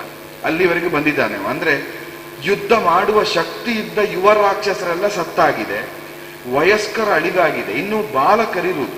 ಆ ಬಾಲಕರನ್ನು ಬಲಿಗೊಡುವುದಕ್ಕೆ ಹೊರಟಿದ್ದಾನೆ ಅವನು. ಅಷ್ಟು ದುಷ್ಟ. ಅವನಿಗಾಗಿ ಯಾರು ಸತ್ರು ತೊಂದರೆ ಇಲ್ಲ, ತಾನು ಉಳಿಯಬೇಕು. ಅದಕ್ಕೆ ಮಂಡೋದರಿ ಹೇಳ್ತಾಳೆ, ಈಗ ಅಳಿದುಳಿದ ಅವರನ್ನಾದ್ರೂ ಉಳಿಸಿಕೊಂಡು, ಅವರು ಮುಂದಿನ ನಮ್ಮ ಚಿರಂಜೀವಿಗಳು, ಅವರೇ ಬೆಳೆದು ದೊಡ್ಡ ಆದ್ರೆ ಈ ಬಾಲಕರು ಬೆಳೆದ ಮೇಲೆ ರಾಕ್ಷಸರಾಗುತ್ತಾರೆ, ವಯಸ್ಕರಾಗುತ್ತಾರೆ, ಮತ್ತೆ ಲಂಕೆ ಸಮೃದ್ಧಿ ಹೊಂದುತ್ತದೆ. ಅವರನ್ನು ಉಳಿಸುವುದಕ್ಕೆ ಸೀತೆಯನ್ನು ಬಿಟ್ಟು ಬಿಡು. ಇದು ಒಂದು ಮಾರ್ಗ. ಇಲ್ಲ, ನನಗೆ ಇಹದ ಯಾವ ಮೋಹವೂ ಇಲ್ಲ, ಇಂದ್ರಜಿತು ಸತ್ತಲ್ಲಿಗೆ ನನಗೆ ಸಂಸಾರ, ಪ್ರಪಂಚ, ಸಂಪತ್ತು, ಅಧಿಕಾರ ಇದರ ಮೇಲಿನ ವ್ಯಾಮೋಹ ಹೋಗಿದೆ. ನಾನೇನಿದ್ರೂ ಆತ್ಮದ ಉದ್ಧಾರ, ಪರಲೌಕಿಕ ಅದನ್ನು ಬಯಸ್ತೇನೆ, ಅಕ್ಷಯದ ಸಿರಿ, ನಾಶವಿಲ್ಲದನ್ನು ಬಯಸ್ತೇನೆ ಅಂತ ಇದ್ದರೆ, ಆತ್ಮಕಾಮನೆಯೇ ಹೌದು ಅಂತಾದರೆ ಎರಡು ಕೆಲಸ ಮಾಡು. ರಾಮನ ಕಾಲು ಹಿಡಿ, ಸೀತೆಯನ್ನು ಬಿಡು. ಮೊದಲನೆಯದಕ್ಕೆ ಸೀತೆಯನ್ನು ಬಿಟ್ಟರೆ ಸಾಕು, ಎರಡನೆಯದಕ್ಕೆ ರಾಮನ ಕಾಲು ಹಿಡಿ. ರಾಮನ ಕಾಲು ಹಿಡಿದ ಯಾರನ್ನೂ ರಾಮ ಈವರೆಗೆ ಕೈ ಬಿಡಲಿಲ್ಲ. ಇದು ಮಂಡೋದರಿ ಹೇಳುವ ಮಾತು. ಯಾರ್ಯಾರು ರಾಮನ ಕಾಲು ಹಿಡಿದಿದ್ದಾರೋ ಅವರೆಲ್ಲರಿಗೂ ರಾಮ ಮೋಕ್ಷ ಕೊಟ್ಟಿದ್ದಾನೆ. ಶಬರಿಯಂತಹ ವೃದ್ಧೆ ಹೋಗಿ ರಾಮನ ಕಾಲಿಡಿದ್ಲು, ರಾಮ ಮೋಕ್ಷ ಕೊಟ್ಟ. ಕಬಂದನಂತಹ ಶಾಪಗ್ರಸ್ತ ಗಂಧರ್ವ ರಾಮನ ಕಾಲಿಡಿದ, ರಾಮ ಮೋಕ್ಷ ಕೊಟ್ಟ. ಕಲ್ಲಾಗಿ ಅದೃಶ್ಯಳಾಗಿ ಭಸ್ಮಶಾಯಿನಿಯಾಗಿ ಬಿದ್ದ ಋಷಿಪತ್ನಿ ಅಹಲ್ಯ ರಾಮನ ಕಾಲಿಡಿದ್ಲು, ಪಾತಿವ್ರತ್ಯ ಶಿರೋಮಣಿಯ ಪದ ಕೊಟ್ಟು ಮೋಕ್ಷವನ್ನು ಕೊಟ್ಟ. ಜಟಾಯು ರಾಮನ ಕಾಲಿಡಿದು ಬೇಡಿಕೊಂಡಿದ್ದು, ಜಟಾಯುಗೆ ರಾಮ ಮೋಕ್ಷ ಕೊಟ್ಟ. ವಾಲಿ ಅಂತ್ಯಕಾಲದಲ್ಲಿ ರಾಮನ ಕಾಲಿಡಿದ, ವಾಲಿಗೆ ಮೋಕ್ಷ ಕೊಟ್ಟ. ಯಾರ್ಯಾರು ರಾಮನ ಕಾಲಿಡಿದಿದ್ದಾರೋ ಅವರೆಲ್ಲರಿಗೂ ರಾಮ ಈವರೆಗೆ ಮೋಕ್ಷ ಕೊಟ್ಟಿದ್ದಾನೆ. ನಿನಗೂ ಮೋಕ್ಷ ಬೇಕು ಅಂತಾದ್ರೆ ನಿನಗೂ ಈ ಭೌತಿಕವಾದಕ್ಕಿಂತ ಆಚಿನ, ಮತ್ತೆ ಹುಟ್ಟದ, ಮತ್ತೆ ನೋಯದ, ಮತ್ತೆ ಇದೇ ಕಷ್ಟಕ್ಕೆ ಬಿದ್ದು ಜರಾ ಮರಣ, ವಯಸ್ಸು, ಅನಾರೋಗ್ಯ, ಕಾಯಿಲೆ, ನೋವು, ಕಣ್ಣೀರು, ಬಳಲಾಟ, ತೊಳಲಾಟ, ಮನುಷ್ಯ ಜನ್ಮ ಇದೆಲ್ಲ ಬೇಡ ಅಂತಾದ್ರೆ, ಮುಕ್ತಿಯ ಸೋಪಾನ ಪಂಕ್ತಿಯನ್ನು ಹತ್ತಬೇಕು ಅಂತ ನಿನಗೆ ಆಸೆ ಇದ್ರೆ, ರಾಮನ ಕಾಲು ಹಿಡಿದು, ರಾಮ ನನ್ನದೆಲ್ಲ ತಪ್ಪಾಯಿತು, ಶಿಕ್ಷೆ ರಕ್ಷೆಗಳು ನಿನ್ನದು ರಾಮ ಅಂತ ಒಮ್ಮೆ ರಾಮನಿಗೆ ಒಪ್ಪಿಸಿಕೊ. ಈ ಎರಡು ಆಯ್ಕೆ ನಿನಗುಂಟು. ಈ ಎರಡು ಆಯ್ಕೆಯನ್ನು ನೀ ಯಾವುದನ್ನು ಆಯ್ದುಕೊಂಡ್ರು, ರಾಮ ಮನುಷ್ಯನಾಗಿಯೂ ನಿನಗೆ ಅನುಗ್ರಹ ಮಾಡುತ್ತಾನೆ, ರಾಮ ಮಹಾವಿಷ್ಣುವಾಗಿಯೂ ನಿನಗೆ ಅನುಗ್ರಹ ಮಾಡುತ್ತಾನೆ. ಈ ಎರಡು ಸಾಧ್ಯತೆ ಯಾಕುಂಟು ಅಂತ ಕೇಳಿದ್ರೆ, ರಾಮ ಒಬ್ಬ ಸಾಮಾನ್ಯ ಮನುಷ್ಯ ಅಲ್ಲ ಅಂತ ಮಾಡಿ. ರಾಮನೀ ಜಗದಯ್ಯನೆಂಬುದು ಭೂಮಿಯಲಿತ ಸುಪ್ರಸಿದ್ಧ. ರಾಮನು ಈ ಜಗದಯ್ಯನೆಂಬುದು ಭೂಮಿಯಲಿತ ಸುಪ್ರಸಿದ್ಧ. ಮಹಾಮಹೀಸುತೆ ಲಕ್ಷ್ಮಿಯೆಂಬುದು ಸಕಲ ಜನಜನಿತ. ಆ ಮಗದ ತನುಜಾತನ್, ಆ ಮಗದ ತನೂಭವನ್, ಆ ಮಹಾಶೇಷನು ಕಣ. ರಿಪು ಭೀಮ ಬಲ ಮರ್ಕಟರು ಸುರರು ಎಂದರಿ ಮನಸ್ಸಿನಲ್ಲಿ.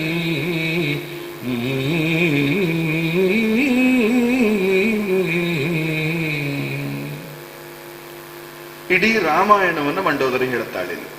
ರಾಮಾಯಣ ಅನ್ನೋದಕ್ಕಿಂತ ರಾಮಾವತಾರದ ಇಡೀ ಕಥನವನ್ನ ಒಂದು ಪದ್ಯದಲ್ಲಿ ಕವಿ ಮಂಡೋದರಿಯ ಮೂಲಕ ಹೇಳಿಸಿಬಿಟ್ಟಿದ್ದಾರೆ ತೊರವೆಯಲ್ಲಿ. ರಾಮ ಯಾರು ಅನ್ನುವುದಕ್ಕೆ, ರಾಮನೀ ಜಗದಯ್ಯ, ರಾಮನು ಈ ಜಗತ್ತಿಗೆ ತಂದೆ, ಜಗತ್ತಿಗೆ ತಂದೆ ಅಂತ. ತಂದೆ ಅನ್ನುವ ಶಬ್ದಕ್ಕೆ ಅರ್ಥ ಎರಡು ರೀತಿಯಲ್ಲಿ. ತುಂಬಾ ಕನ್ನಡದ ತಂದೆ ಅನ್ನುವ ಶಬ್ದ ಬಹಳ ಸುಂದರವಾದ ಶಬ್ದ. ತಂದೆ ತಂದೆ ನಾವು ಉಚ್ಚಾರ ಮಾಡುವಾಗ ಒಂದು ಸಣ್ಣ ವ್ಯತ್ಯಾಸ, ಎರಡು ತಕಾರವೇ.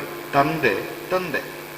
ತಂದೆ ಅಂದ್ರೆ ತರುವುದು, ನಾನದನ್ನು ತಂದೆ, ನಾನು ಅಲ್ಲಿಂದ ತಂದೆ, ಇದು ತಂದೆ. ತಂದೆ ಅಂದ್ರೆ ತಂದೆ, ಅಪ್ಪ. ಎರಡು ತಂದೆಯ ಅಕ್ಷರದಲ್ಲಿ ವ್ಯತ್ಯಾಸ ಇಲ್ಲ, ಉಚ್ಚರಿಸುವಾಗ ಒಂದು ಸಣ್ಣ ಸ್ವರ ವ್ಯತ್ಯಾಸ ಬರ್ತದೆ. ತಂದೆ ತಂದೆ ಅಂತ. ನಮ್ಮನ್ನು ಜಗತ್ತಿಗೆ ತಂದವನು ತಂದೆ, ಅದರಿಂದ ತಂದೆ ಅನ್ನುವ ಶಬ್ದ. ನಾವು ತಂದೆ ಅಂತ ಕೈ ಮುಗಿಯುವುದು ಯಾಕೆಂದ್ರೆ, ನೀನು ನನ್ನನ್ನು ಜಗತ್ತಿಗೆ ತಂದೆ, ಆದ್ರಿಂದ ನೀ ತಂದೆ ಅಂತ. ಅದನ್ನೇ ಮಂಡೋದರಿ ಹೇಳುತ್ತಾಳೆ. ಇವನು ರಾಮ ಜಗತ್ತಿನ ತಂದೆ ಅಂದ್ರೆ ಇಡೀ ಜಗತ್ತನ್ನು ಸೃಷ್ಟಿಸಿದವ ರಾಮ. ಜಗತ್ತನ್ನು ಸೃಷ್ಟಿಸಿದ ಸೃಷ್ಟಿಕರ್ತನು ರಾಮ, ಜಗತ್ತನ್ನು ಪರಿಪಾಲಿಸುವವನು ರಾಮ, ಜಗತ್ತನ್ನು ಲಯಗೊಳಿಸುವವನೂ ರಾಮ. ಜಗದ ಸೃಷ್ಟಿಪ, ಜಗವ ಪಾಲಿಪ, ಹದವರಿತು ಜಗವ ಲಯಗೊಳಿಸುವವನು ರಾಮ. ಈ ಮೂರೂ ಶಕ್ತಿಗಳಿರುವವನು ರಾಮ, ಆದ್ರಿಂದ ಅವನು ಜಗನ್ನಿಯಾಮಕ. ರಾಮ ಶಬ್ದಕ್ಕೆ ಅರ್ಥವೇ ಅದು. ರಾ ಶಬ್ದ ಜಗದ್ವಾಚಕ, ಮಾ ಶಬ್ದ ತನ್ನಿಯಾಮಕ. ಜಗತ್ತು ವ್ಯಾಪಕವಾದ ಜಗತ್ತನ್ನು ನಿಯಾಮಕನಾಗಿರಿಸುವ ನಿಯಾಮಕ ಶಕ್ತಿ ಜಗನ್ನಾಥ ರಾಮಚಂದ್ರ. ರಾಮ ಜಗದಯ್ಯ, ಸೀತೆ ಭೂಮಿ ಜಯ ಮಹಾಲಕ್ಷ್ಮಿ. ನೀನು ಅರ್ಥ ಮಾಡಿಕೊ, ಕದ್ದು ತಂದ ಹೆಣ್ಣೆ ಯಾರು ಅಂತ. ಭೂಮಿ ಜಯು ಮಹಾಲಕ್ಷ್ಮಿ. ವಾಲ್ಮೀಕಿಗಳು ಇದನ್ನು ಹೇಳುತ್ತಾರೆ. ಭವಾನ್ ವಿಷ್ಣು ಸೀತಾರ್ ಲಕ್ಷ್ಮಿ ದೇವಕೃಷ್ಣ ಪ್ರಜಾಪತಿ. ನೀನೇ ವಿಷ್ಣು, ಸೀತೆಯೇ ಲಕ್ಷ್ಮಿ, ನೀನು ಸನಾತನನಾದ ಜಗತ್ತಿನ ದೇವರು ಅಂತ ವಾಲ್ಮೀಕಿಗಳು ರಾಮಾಯಣದಲ್ಲಿ ಶ್ಲೋಕವಾಗಿ ಹೇಳುತ್ತಾರೆ. ಅದನ್ನೇ ತೊರವೆಯಲ್ಲಿ ಹೇಳಿದ್ದಾರೆ. ಜಗದಯ್ಯನು ರಾಮ, ಭೂಮಿಜಯೇ ಮಹಾಲಕ್ಷ್ಮಿ. ಮಗಧ ರಾಜನಾದಂತಹ ರಾಜಕುಮಾರಿಯಾದಂತಹ ಸುಮಿತ್ರೆಯ ಮಗ ಲಕ್ಷ್ಮಣನೇ ಮಹಾಶೇಷ, ಅವನೇ ಆದಿಶೇಷ. ಅವ ರಾಮ ಸೇವೆಗಾಗಿ ಇಳಿದು ಬಂದಿದ್ದಾನೆ. ಇದು ಜನಜನಿತ, ಎಲ್ಲರಿಗೂ ಗೊತ್ತಿದೆ. ನಿನಗೊಬ್ಬನಿಗೆ ಗೊತ್ತಿಲ್ಲ, ನೀ ಮೂರ್ಖ ಅಂತ ಹೇಳ್ತಾ ಇದ್ದಾಳೆ. ಎಲ್ರಿಗೂ ಗೊತ್ತುಂಟು, ನಿನಗೆ ಗೊತ್ತಿಲ್ಲ. ಅಷ್ಟು ಮಾತ್ರ ಅಲ್ಲ, ಸೀತಾರಾಮರೆಂಬ ಲಕ್ಷ್ಮೀನಾರಾಯಣರ ಸೇವೆಗೆ ಆದಿಶೇಷ ಮಾತ್ರ ಬಂದಿದ್ದಲ್ಲ, ದೇವಾನುದೇವತೆಗಳೆಲ್ಲ ಕೆಳಗಿಳಿದು ಬಂದಿದ್ದಾರೆ. ಆ ದೇವಾನುದೇವತೆಗಳೇ ಕಾಣಿಸ್ತಾ ಇರುವ ಮರ್ಕಟಗಳು, ಕಪಿಗಳು. ಆದ್ರಿಂದ ಎಷ್ಟು ಕೊಂದ್ರು ಮತ್ತೆ ಬರ್ತಾರೆ, ಎಷ್ಟು ಸಮುದ್ರಕ್ಕೆ ಹಾಕಿದ್ರು ಮತ್ತೆ ಮೇಲೆ ಬರ್ತಾರೆ. ಬ್ರಹ್ಮಾಸ್ತ್ರ ಪ್ರಯೋಗಿಸಿ ಇಂದ್ರಜಿತು ಕೊಂದ. ರಾಮಾಯಣ ಹೇಳುತ್ತದೆ, ಇಂದ್ರಜಿತುವಿನ ಬ್ರಹ್ಮಾಸ್ತ್ರದಿಂದ 67 ಕೋಟಿ ವಾನರರು ಸತ್ತು ಬಿದ್ರು. ರಾಮಾಯಣ ಲೆಕ್ಕ ಕೊಡ್ತದೆ. ಒಂದು ಬ್ರಹ್ಮಾಸ್ತ್ರದಿಂದ 67 ಕೋಟಿ ವಾನರ ವೀರರು ಸತ್ತು ಬಿದ್ದರು. ಆ ಸತ್ತು ಬಿದ್ದ ವಾನರರ ವೀರರನ್ನ ಹನುಮಂತ ಸಂಜೀವಿನಿ ತಂದು ಗಾಳಿ ಬೀಸಿದಾಗ 67 ಕೋಟಿ ವಾನರ ವೀರರು ಎದ್ದು. ಸತ್ತವರು ಹೇಳುವುದು ದೇವತೆಗಳು ಮಾತ್ರ, ಮನುಷ್ಯರಿಗೆ ಸಾಧ್ಯ ಇಲ್ಲ. ಸತ್ತಂತೆ ಬಿದ್ದು ಮತ್ತೆ ಹೇಳುವುದು ಮನುಷ್ಯರಿಗೆ ಆಗುವುದಿಲ್ಲ. ಹಾಗಾಗಿ ಎಲ್ಲ ಸುರರು, ಸೂರ್ಯನೇ ಅಂಶವಾಗಿ ಸುಗ್ರೀವಾದ, ಬೇರೆ ಬೇರೆ ಬೇರೆ ಬೇರೆ ದೇವತೆಗಳೆಲ್ಲ, ಅಂಗದನಾದ್ರು, ನಳನಾದ್ರು, ನೀಲನಾದ್ರು, ಸುಷೇಣನಾದ್ರು, ಒಬ್ರ ಇಬ್ರ ಎಲ್ಲರೂ ದೇವತೆಗಳೆಲ್ಲ ಕಪಿಗಳಾಗಿ ಕಾಣಿಸಿಕೊಂಡ್ರು. ಇಷ್ಟೂ ದೇವತೆಗಳು ಕಪಿಗಳಾಗಿ ಬಂದಿರುವುದು ದೇವತೆಗಳಿಗೆ ವಿರೋಧ ಸ್ಥಾನದಲ್ಲಿದ್ದವರನ್ನು ಕೊಲ್ಲುವುದಕ್ಕೆ. ನೀನು ಮಾಡಬೇಕಾದದ್ದು ಒಂದೇ ಕೆಲಸ, ಸೀತೆಯನ್ನು ಬಿಡದೇ ಇದ್ರೆ ಜಗನ್ನಾಥನಾದ ಜಗದಯ್ಯನಾದಂತಹ ರಾಮ ನಿನ್ನನ್ನು ಕೊಲ್ಲುತ್ತಾನೆ. ಅದಕ್ಕೆ ಒಂದು ಕೆಲಸ ಮಾಡಬೇಕು ರಾವಣ ಅಂತ. ಅದರಿಂದನರಿದು ಮರೆ ಹೋಗುವುದೇ ಮಹಾಸುಪ್ರೌಢಿ, ನೀ ಬದುಕಿದಡೆ ನೆರೆಯದೆ ಪುತ್ರ ಮಿತ್ರ ಕಳತ್ರ ಸಂದೋಗ. ನೀ ಬದುಕಿದಡೆ ನೆರೆಯದೆ ಪುತ್ರ ಮಿತ್ರ ಕಳತ್ರ ಸಂದೋಹ. ಹದುಳವಿರದೆ ನಿನ್ನ ಭಾಗ್ಯದ ವಿದಿತ ವೈಭವ. ಬೇಡ ಮೂರ್ಖರ ಮದದ ಮುಂದಣಿಗೆ ಅರಸನಾಗದಿರು. ಮೂರ್ಖರ ಮದದ ಮುಂದಣಿಗರಸನಾಗದಿರು ಎಂದಳ ಕಾಂತೆ.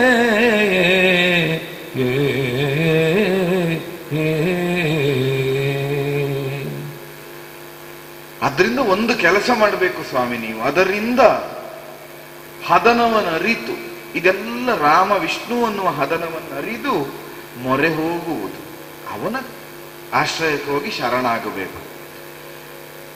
ನಮ್ಮ ಸುತ್ತ ಅಂದ್ರೆ ರಾವಣನೆಂಬ ಕೇಂದ್ರದ ಸುತ್ತ ಲಂಕೆ ಇದೆ, ಲಂಕೆಯ ವೈಭೋಗ ಇದೆ, ಲಂಕೆಯ ಪ್ರಜಾವರ್ಗ ಇದೆ, ಲಂಕೆಯ ಸಂಪತ್ತಿದೆ. ರಾವಣನೆಂಬ ಒಂದು ಕೇಂದ್ರ ದೂರ ಆಯಿತು ಅಂತಾದ್ರೆ ಅದನ್ನು ಆಶ್ರಯಿಸಿದ ಎಲ್ಲವೂ ಹೋಗುತ್ತದೆ. ಒಂದು ಮನೆಗೆ ಆಧಾರ ಸ್ತಂಭ ಅಂತ ಒಂದು ಇರ್ತದೆ, ಮನೆಯನ್ನು ನಿಯಂತ್ರಣವಾಗಿಟ್ಟುಕೊಳ್ಳುವುದು, ಮನೆಯ ಇಡೀ ಮಾಡಿಗೊಂದು ಆಧಾರ ಸ್ತಂಭ ಅಂತ. ಆ ಸ್ತಂಭ ಕಳಚಿ ಬಿದ್ದರೆ ಆ ಸ್ತಂಭವನ್ನು ಆಶ್ರಯಿಸಿದ ಇಡೀ ಮನೆಯ ಮಾಡು ಮುರಿದು ಬೀಳುತ್ತದೆ, ಮನೆಯೇ ಬಿದ್ದು ಹೋಗುತ್ತದೆ. ಆದ್ರಿಂದ ಅದನ್ನು ನಾವಿವತ್ತು ಪಿಲ್ಲರ್ ಅಂತ ಹೇಳುದು. ಪಿಲ್ಲರ್ಗಳ ಮೇಲೆ ಮನೆ ನಿಲ್ತದೆ ಅಂತ.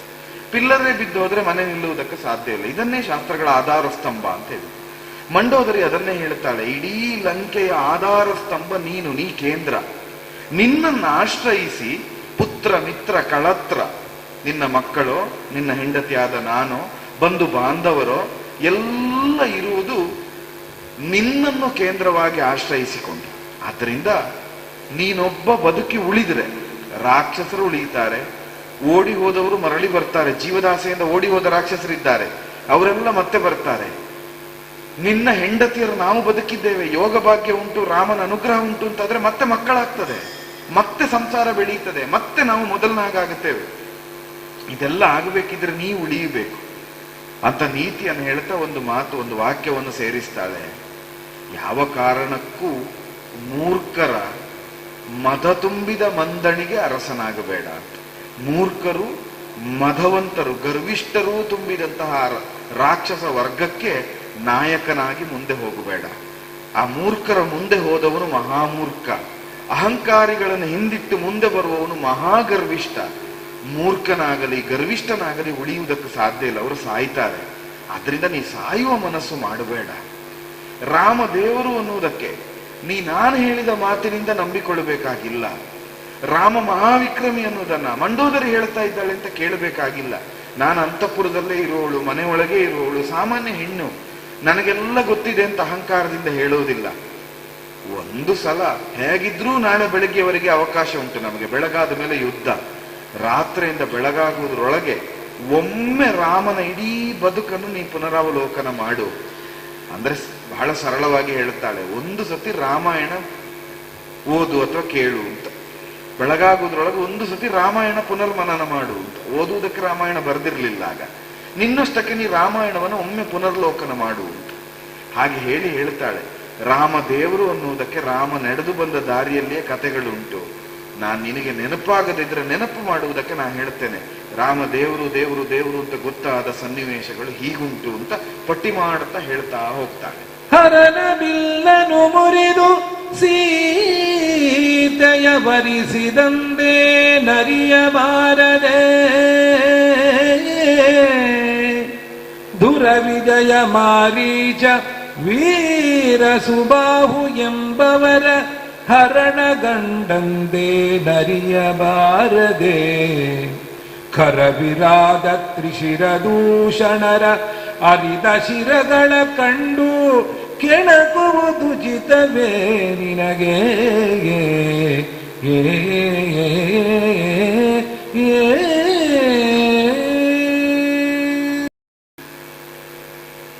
ಎಷ್ಟು ಬುದ್ಧಿವಂತೆ ಮಂಡೋದರಿ ಅಂದ್ರೆ, ರಾಮಾಯಣದಲ್ಲಿ ಜನಜನಿತವಾದ ಕಥೆಗಳು ಎಲ್ಲರಿಗೂ ಗೊತ್ತದನ್ನು ಹೇಳಲಿಲ್ಲ ಅವಳು. ಅದನ್ನು ಬಿಟ್ಟು ಬೇರೆ ದೃಷ್ಟಿಕೋನದಿಂದ ಇವನಿಗೆ ಹೇಗೆ ಸಂಬಂಧ ಉಂಟು ಹಾಗೆ ಹೇಳುತ್ತಾ ಹೋದ್ರು. ಎಷ್ಟು ಜಾಣ್ಮೆ ಅಂದ್ರೆ, ಮಂತ್ರಿಯ ಸ್ಥಾನದಲ್ಲಿ ನಿಂತವಳು ಮೊದಲು ಹೇಳುವುದೇ ಶಿವಧನುರ್ಭಂಗವನ್ನು ಮಾಡಿ ಸೀತೆಯನ್ನು ರಾಮ ವರಿಸಿದ ಅಂತ ಹೇಳುವಾಗಲೇ ರಾಮ ದೇವರು ಅಂತ ಗೊತ್ತಾಗುವುದಿಲ್ವ ಅಂತ. ಈ ಸನ್ನಿವೇಶ ಯಾಕೆ ಹೇಳಿದ್ಲು ಅಂದ್ರೆ, ಸೀತೆಯನ್ನು ವರಿಸಬೇಕು ಅಂತ ರಾವಣನೂ ಶಿವಧನುಸನ್ನು ಎತ್ತುವುದಕ್ಕೂ ಹೋಗಿರುತ್ತಾನೆ. ಶಿವಧನುಸನ್ನು ಎತ್ತಬೇಕು ಅಂತ ಹೋದ ರಾವಣ ಶಿವಧನುಸ್ಸಿಗೆ ಕೈ ಕೊಡುವುದಕ್ಕಾಗದೆ ಬಿದ್ದು ಮೂಗು ಮೀಸೆಗಳನ್ನು ಮಣ್ಣು ಮಾಡಿಕೊಂಡು ಮುಖ ತೋರಿಸದೆ ಅಲ್ಲಿಂದ ಓಡಿ ಬಂದಿರ್ತಾನೆ. ಬಹಳ ಒಂದು ವಾಕ್ಯದಲ್ಲಿ ಮಂಡೋದರಿ ಹೇಳಿದ್ದು, ನಿಮಗೆ ಯಾವುದು ಆಗದೆ ಮಗುಚಿ ಬಿದ್ದು ಮೂಗು ಮೀಸೆಯನ್ನು ಮಣ್ಣು ಮಾಡಿಕೊಂಡಿದ್ರೋ ಅದನ್ನು ಲೀಲಾಜಾಲವಾಗಿ ಎತ್ತು ಮುರಿದು ಸೀತೆಯನ್ನು ಕೈ ಹಿಡಿದ ರಾಮ ಅಂತ. ರಾಮನ ವಿಕ್ರಮ ನಿಮ್ಮ ವಿಕ್ರಮಕ್ಕಿಂತ 1000 ಪಾಲು ದೊಡ್ಡದು ಅಂತ ಒಂದು ಮಾತಲ್ಲಿ ಹೇಳಿ, ಶಿವಧನುಸ್ಸನ್ನು ಮುರಿಯಬೇಕಿದ್ರೆ ಶಿವನಿಗೆ ಸಮಾನನಾದವನಾಗಿರಬೇಕು.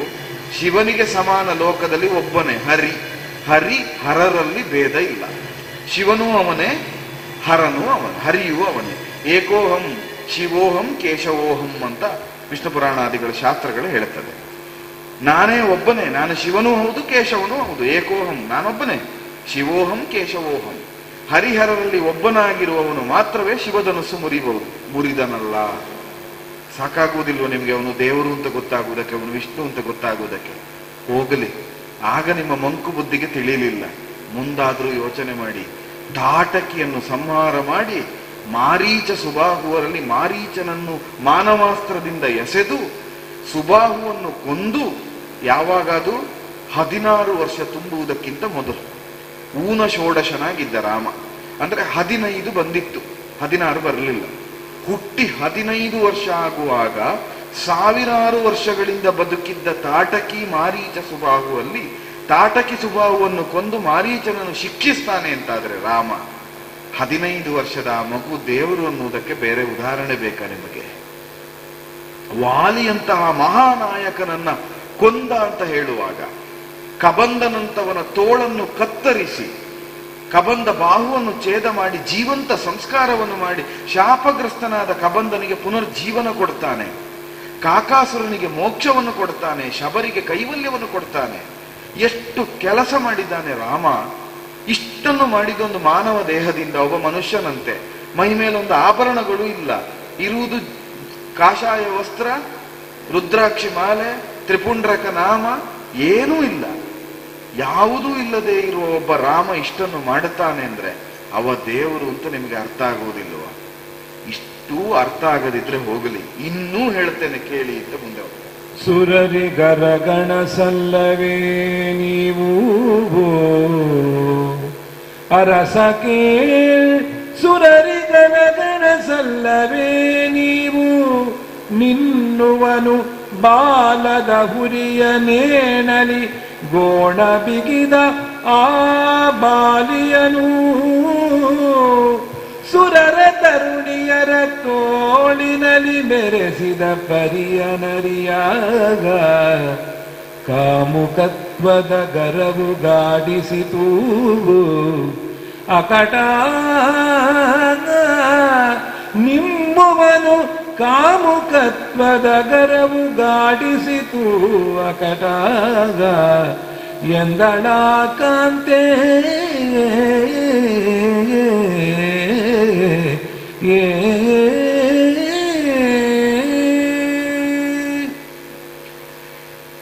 ಒಂದಷ್ಟು ರಾಮನದ್ದು ಹೇಳ್ತಾ ಹೇಳ್ತಾ ಅದ್ರ ಜೊತೆಯಲ್ಲಿ ರಾವಣನದ್ದು ಇವಳು ಸೇರಿಸುವುದು.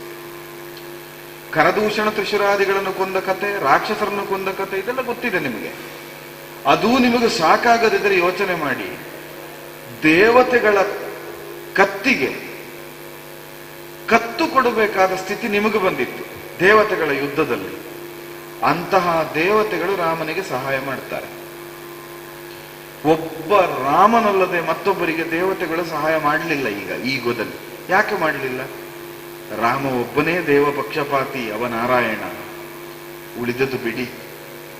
ವಾಲಿ ಬಾಲದಲ್ಲಿ ನಿಮ್ಮನ್ನು ಸುತ್ತಿ ಸಮುದ್ರಕ್ಕೆ ಎತ್ತಿ ಎಸೆದು ಸಮುದ್ರದೊಳಗೆ ಒಂದು ಹುಳದ ಹಾಗೆ ನಿಮ್ಮನ್ನು ಆಟಾಡಿದ್ದಾನೆ ವಾಲಿ. ಅಂತಹ ವಾಲಿಯನ್ನು ಏಕ ಶರದಿಂದ ಲೀಲಾಜಾಲವಾಗಿ ಕೊಂದು ಮುಗಿಸಿದ್ದಾನೆ ರಾಮ. ಎಲ್ಲಿ ಉಂಟು? ಸುರಲೋಕಕ್ಕೆ ಸುರ ತರುಣಿಯರೊಂದಿಗೆ ವಿಹರಿಸುವ ಆಸೆ ಉಂಟ ವಾಲಿ ನಿನಗೆ, ಹೋಗು ಅಂತ ಬಾಣ ಬಿಟ್ಟವ. ಇದು ಕವಿ ವರ್ಣಿಸುವುದು. ಅಂದ್ರೆ ಯಾವ ಸುರಭೋಗವನ್ನು ಬಯಸಿ ನೀವು ಹೋಗಿದ್ರೋ ಅದನ್ನು ವಾಲಿಗೆ ಪ್ರಾಣದಾನ ಮಾಡಿ ಅಲ್ಲ, ಪ್ರಾಣ ತೆಗೆದುಕೊಟ್ಟವನು ರಾಮ. ವಾಲಿಯಂತಹ ಇಂದ್ರನ ಮಗನನ್ನು ಕೊಂದಿದ್ದಾನೆ. ಇಂದ್ರ ವಿರೋಧಿಸಲಿಲ್ಲ. ಇಷ್ಟು ಜಾಣ್ಮೆ ಉಂಟು ನೋಡಿ. ಇಂದ್ರನ ಮಗನಾದ ವಾಲಿಯನ್ನು ರಾಮ ಕೊಂದಿದ್ದಾನೆ. ಇಂದ್ರ ರಾಮನ ಸೇವೆಗೆ ಬಂದಿದ್ದಾನೆ. ಯಾಕೆ ಬಂದ? ಅವ ನಾರಾಯಣ ಆದ್ರಿಂದ ಇಂದ್ರ ಪ್ರಶ್ನೆ ಮಾಡಲಿಲ್ಲ, ಬಂದಿದ್ದಾನೆ. ಅಂತಹ ರಾಮನನ್ನು ನೀವು ವಿರೋಧಿಸುವುದಕ್ಕೆ ಹೊರಟಿದ್ದೀರಿ, ಅಂತಹ ರಾಮನನ್ನು ತುಡುಕುವುದಕ್ಕೆ ಹೊರಟಿದ್ದೀರಿ ನೀವು. ಬುದ್ಧಿ ಬೇಡುವ ನಿಮಗೆ ಕಾಮುಕತನ ಅಡಸಿಕೊಂಡಿದೆ. ಕಾಮ ವಿಕಾರದಲ್ಲಿದ್ದವನಿಗೆ ಯಾವುದೂ ಗೊತ್ತಾಗುವುದಿಲ್ಲ. ಕಾಮಾತುರಾಣ ನ ಭಯಂ ನ ಲಜ್ಜ. ಅತಿ ಕಾಮುಕನಾದವನಿಗೆ ಭಯವೂ ಇಲ್ಲ, ಲಜ್ಜೆಯೂ ಇಲ್ಲ, ನಿಮಗೆ ನಾಚಿಕೆಯೂ ಇಲ್ಲ, ಭೀತಿಯೂ ಇಲ್ಲ. ರಾಮನ ಕುರಿತಾಗಿ ಭೀತಿ ಇಲ್ಲದೆ ಇರುವುದಕ್ಕಿದೇ ಕಾರಣ. ಇಷ್ಟು ಮಾಡಿದ್ದಾನೆ.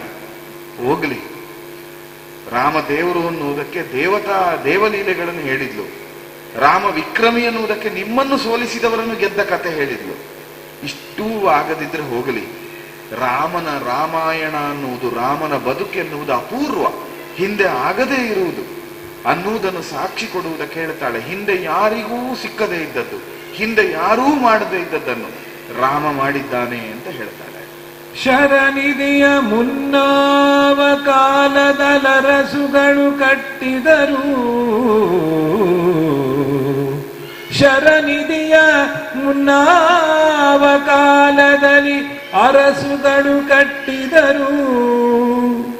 ಮುನ್ನಿನ ಧರಣಿ ಪರ ಕದನಕ್ಕೆ ಕೈಗೂಟಕ್ಕೆ ಕೋಡಗದ ನೆರವಿ ಕೂಡಿದುರು. ಆವ ಮನ್ವಂತರದೊಳು ಅಳಿದವರೆತ್ತು ಲಂಕೆಯ ನುರಿಗೊಳಿಸಿದವರುಂಟೆ, ಲಂಕೆಯ ನುರಿಗೊಳಿಸಿದವರುಂಟೆ. ಹೇ ಲೋಕದೊಳೆಂದಳ ಕಾಂತೆ,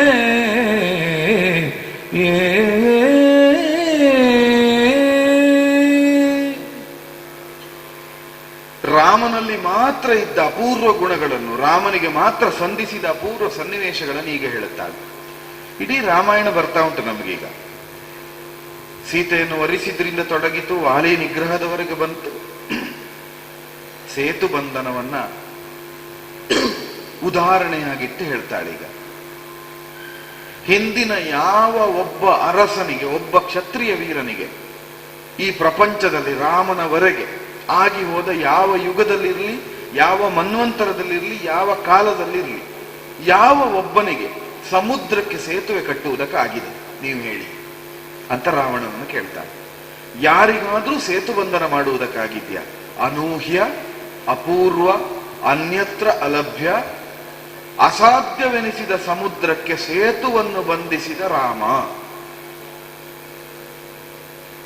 ನಮ್ಮ ಶಾಸ್ತ್ರಗಳು ವಿಷ್ಣುವನ್ನು ವರ್ಣಿಸುವಾಗ ಹೇಳ್ತದೆ, ಕರ್ತುಂ ಅಕರ್ತುಂ ಅನ್ಯತಾ ಕರ್ತುಂ ಅಂತ. ಮಾಡುತ್ತಾನೆ, ಮಾಡದೆಯೂ ಸುಮ್ಮನೆ ಇರುತ್ತಾನೆ, ಮಾಡಿಯೂ ಮಾಡದಂತೆ ಕಾಣಿಸಿಕೊಳ್ತಾನೆ, ಮಾಡದೆಯೂ ಮಾಡುತ್ತಾನೆ. ಈಗೆಲ್ಲ ಮಾಡ್ಲಿಕ್ಕಾಗುವುದು ವಿಷ್ಣುಗೆ ಅಂತ. ಈ ಪ್ರಪಂಚದಲ್ಲಿ ರಾಮನಲ್ಲದೆ ಮತ್ತೊಬ್ಬರು ಸಮುದ್ರಕ್ಕೆ ಸೇತುವೆ ಕಟ್ಟಿದವರು ಉಂಟ? 5 ದಿನದಲ್ಲಿ ಯಾರಿಗಾದ್ರೂ ಸಾಧ್ಯ ಉಂಟಾ ಸೇತು ಕಟ್ಟುವುದಕ್ಕೆ? ಮೊದಲನೇ ದಿವಸ 14 ಯೋಜನ, ಆಮೇಲೆ 21, ಆಮೇಲೆ 22, ಆಮೇಲೆ 23, 20, 21, 22, 23, ಹೀಗೆ 5 ದಿವಸದಲ್ಲಿ 100 ಯೋಜನವನ್ನು ಕಟ್ಟಿ ಸೇತುವೆ ಕಟ್ಟಿದ. ಸೇತುವೆ ಆದ್ರೆ ಇಂಥದ್ದೊಬ್ಬ ರಾಮ ದಾಟುವುದಕ್ಕೆ ಸೇತುವೆ ಕಟ್ಟಿದ್ದ ಅಲ್ವಲ್ಲ. ಕೋಟಿ ಕೋಟಿ ಸಂಖ್ಯೆಯ ಕಪಿಗಳು, ವಾನರ ವೀರರು, ಹನುಮಂತನಂತಹ ಬಲಿಷ್ಠರು ಲೀಲಾಜಾಲವಾಗಿ ನಡೆದು ಒಟ್ಟಿಗೆ ಹೋಗುವುದಕ್ಕೆ ಅಂತಹ ಸೇತುವೆಯನ್ನು ಕಟ್ಟಿದ ಒಬ್ಬ ರಾಮನಲ್ಲದೆ ಉಂಟ ಪ್ರಪಂಚದಲ್ಲಿ? ಹೇಳಿ ನೋಡುವ. ಈ ಪ್ರಪಂಚದಲ್ಲಿ ರಾಮನಿಗಲ್ಲದೆ ಮತ್ತೊಬ್ಬರಿಗಾಗಿ ಯಾವ ಯುಗದಲ್ಲಿ ಯಾವ ಕಾಲದಲ್ಲಿ ಆದರೂ ಕಪಿಗಳು ಯುದ್ಧ ಮಾಡುವುದಕ್ಕೆ ಬಂದಿದ್ದುಂಟ? ಹೇಳಿ ನೋಡುವ. ಕಪಿಗಳು ಯುದ್ಧ ಮಾಡುತ್ತಾ ಇದ್ದಾವೆ ಪ್ರಪಂಚದಲ್ಲಿ. ಚಾಪಲ್ಯಕ್ಕೆ ಹೆಸರೇ ಕಪಿಗಳು. ಸುಮ್ಮನೆ ಕೂರದೇ ಇದ್ದ ಮನುಷ್ಯರಿಗೂ ನಾವು ಹಾಗೆ ಹೇಳ್ತೇವೆ, ಏನು ಮಂಗರಾಗೆ ಮಾಡ್ತೀ ಅಂತ. ಅಂದ್ರೆ ಚಾಂಚಲ್ಯ ಅನ್ನೋದು ಕಪಿಗಳಿಗೆ ಸ್ವಭಾವ. ಅಂತಹ ಚಂಚಲಶೀಲವಾದ ಕಪಿಗಳು ರಾಮನ ಸೇವೆಗಾಗಿ ಯುದ್ಧಕ್ಕಾಗಿ ಬಂದಿದ್ದಾವೆ. ಯಾವ ಯುಗದಲ್ಲಿ ಇಂಥದ್ದಾಗಿದೆ? ರಾಮ ದೇವರಲ್ಲದೆ ಇದ್ರೆ, ರಾಮ ದೇವರು ಅನ್ನೋದಕ್ಕೆ ಇದೊಂದು ಸಾಕು ಅಂತ ಮಂಡೋದರಿಯ ಜಾಣ್ಮೆ ಎಷ್ಟು ನೋಡಿ. ಒಂದು ಮಂಗವನ್ನು ಒಂದು ಕ್ಷಣ ಸುಮ್ಮನೆ ಕೂರಿಸುವುದಕ್ಕೆ ನಮಗಾಗುವುದಿಲ್ಲ. ಒಂದು ನಿಮಿಷ ಒಂದು ಮಂಗವನ್ನು ಕೂತಲ್ಲಿ ಕೂರಿಸಿ ನೋಡುವ, ಆಗ್ತದ? ಇಲ್ಲ. ಕೋಟಿ ಕೋಟಿ ಸಂಖ್ಯೆಯ ಕಪಿಗಳು ರಾಮನ ಒಂದು ವಾಕ್ಯಕ್ಕೆ ಮೌನವಾಗಿ ಹೀಗೆ ಕೂರ್ತದೆ ಅಂತ ಆದ್ರೆ ಅದು ದೇವರಿಗೆ ಮಾತ್ರ ಸಾಧ್ಯ, ಅದು ರಾಮನಿಗೆ ಸಾಧ್ಯ ಆಗಿದೆ. ಇದು ಮಂಡೋದರಿಯ ಬುದ್ಧಿವಂತಿಕೆ. ಮತ್ತೆ ಕೇಳುತ್ತಾಳೆ, ನೀವು ಕೋಟಿ ವರ್ಷದ ಆಯುಷ್ಯ ಇದ್ದವರು, ಎಷ್ಟೋ ಮನ್ವಂತರಗಳನ್ನೆಲ್ಲ ಕಾಣಬಹುದಾದವರು, ಒಂದು ಮಾತು ಹೇಳಿ, ಈವರೆಗೆ ಲಂಕೆಯಲ್ಲಿ ಸತ್ತವರು ಮತ್ತೆ ಬದುಕಿದ್ದುಂಟ? ರಾಮನ ಸೇವನೆಯಲ್ಲಿ ಸತ್ತವರು ಮತ್ತೆ ಮತ್ತೆ ಮತ್ತೆ ಮತ್ತೆ ಹೇಳ್ತಾ ಇದ್ದಾರೆ. ದೇವರಿಗೆ ಮಾತ್ರ ಜೀವ ಕೊಡುವುದಕ್ಕಾಗುತ್ತದೆ, ಉಳಿದವರಿಗೆ ಜೀವ ತೆಗೆಯುವುದಕ್ಕಾಗ್ತದೆ. ಬಹಳ ಸರಳವಾದ ಜೀವ ಯಾರು ಬೇಕಾದ್ರೂ ತೆಗಿಬಹುದು, ರಾಕ್ಷಸರು ತೆಗಿಬಹುದು, ಮನುಷ್ಯರು ತೆಗಿಬಹುದು. ಜೀವ ಕೊಡುವುದಕ್ಕೆ ದೇವರಿಗೆ ಮಾತ್ರ ಸಾಧ್ಯ.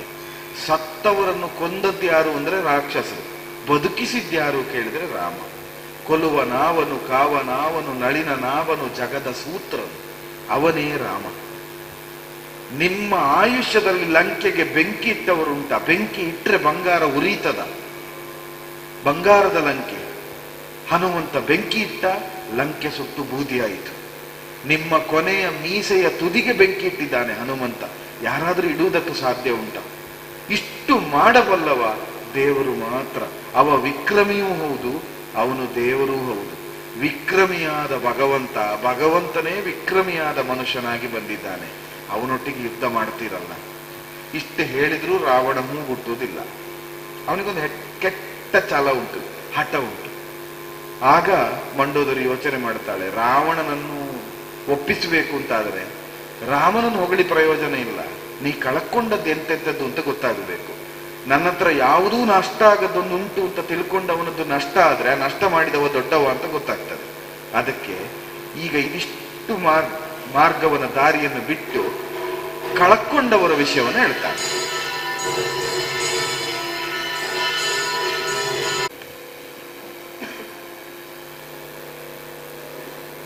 ಸಾವವನೆ ಕಲಿಕುಂಭಕರ್ಣನು ಅದಾವ ವೀರರ ಕೈಯ ಕೊಲುವವನು ಆವನ್ ಅಮರರುಳ್ ಇಂದ್ರಜಿತುವನು ಮಿಕ್ಕಿನ್ ಅತಿ ಬಲರ ಜೀವವಾರಿಗೆ ಸಾಧ್ಯ ಕೇಳು ಕಲಾವಿದನು ನೀನೆಂಬೆ ಅತಿ ಬಲರ ಜೀವ ಆರಿಗೆ ಸಾಧ್ಯ ಕೇಳು ನಿನ್ನನು ತೀವಿಕೊಂಡಿದೆ ತೀವ್ರತಾಮಸ ಎಂದಳರ ಸಂಗೆ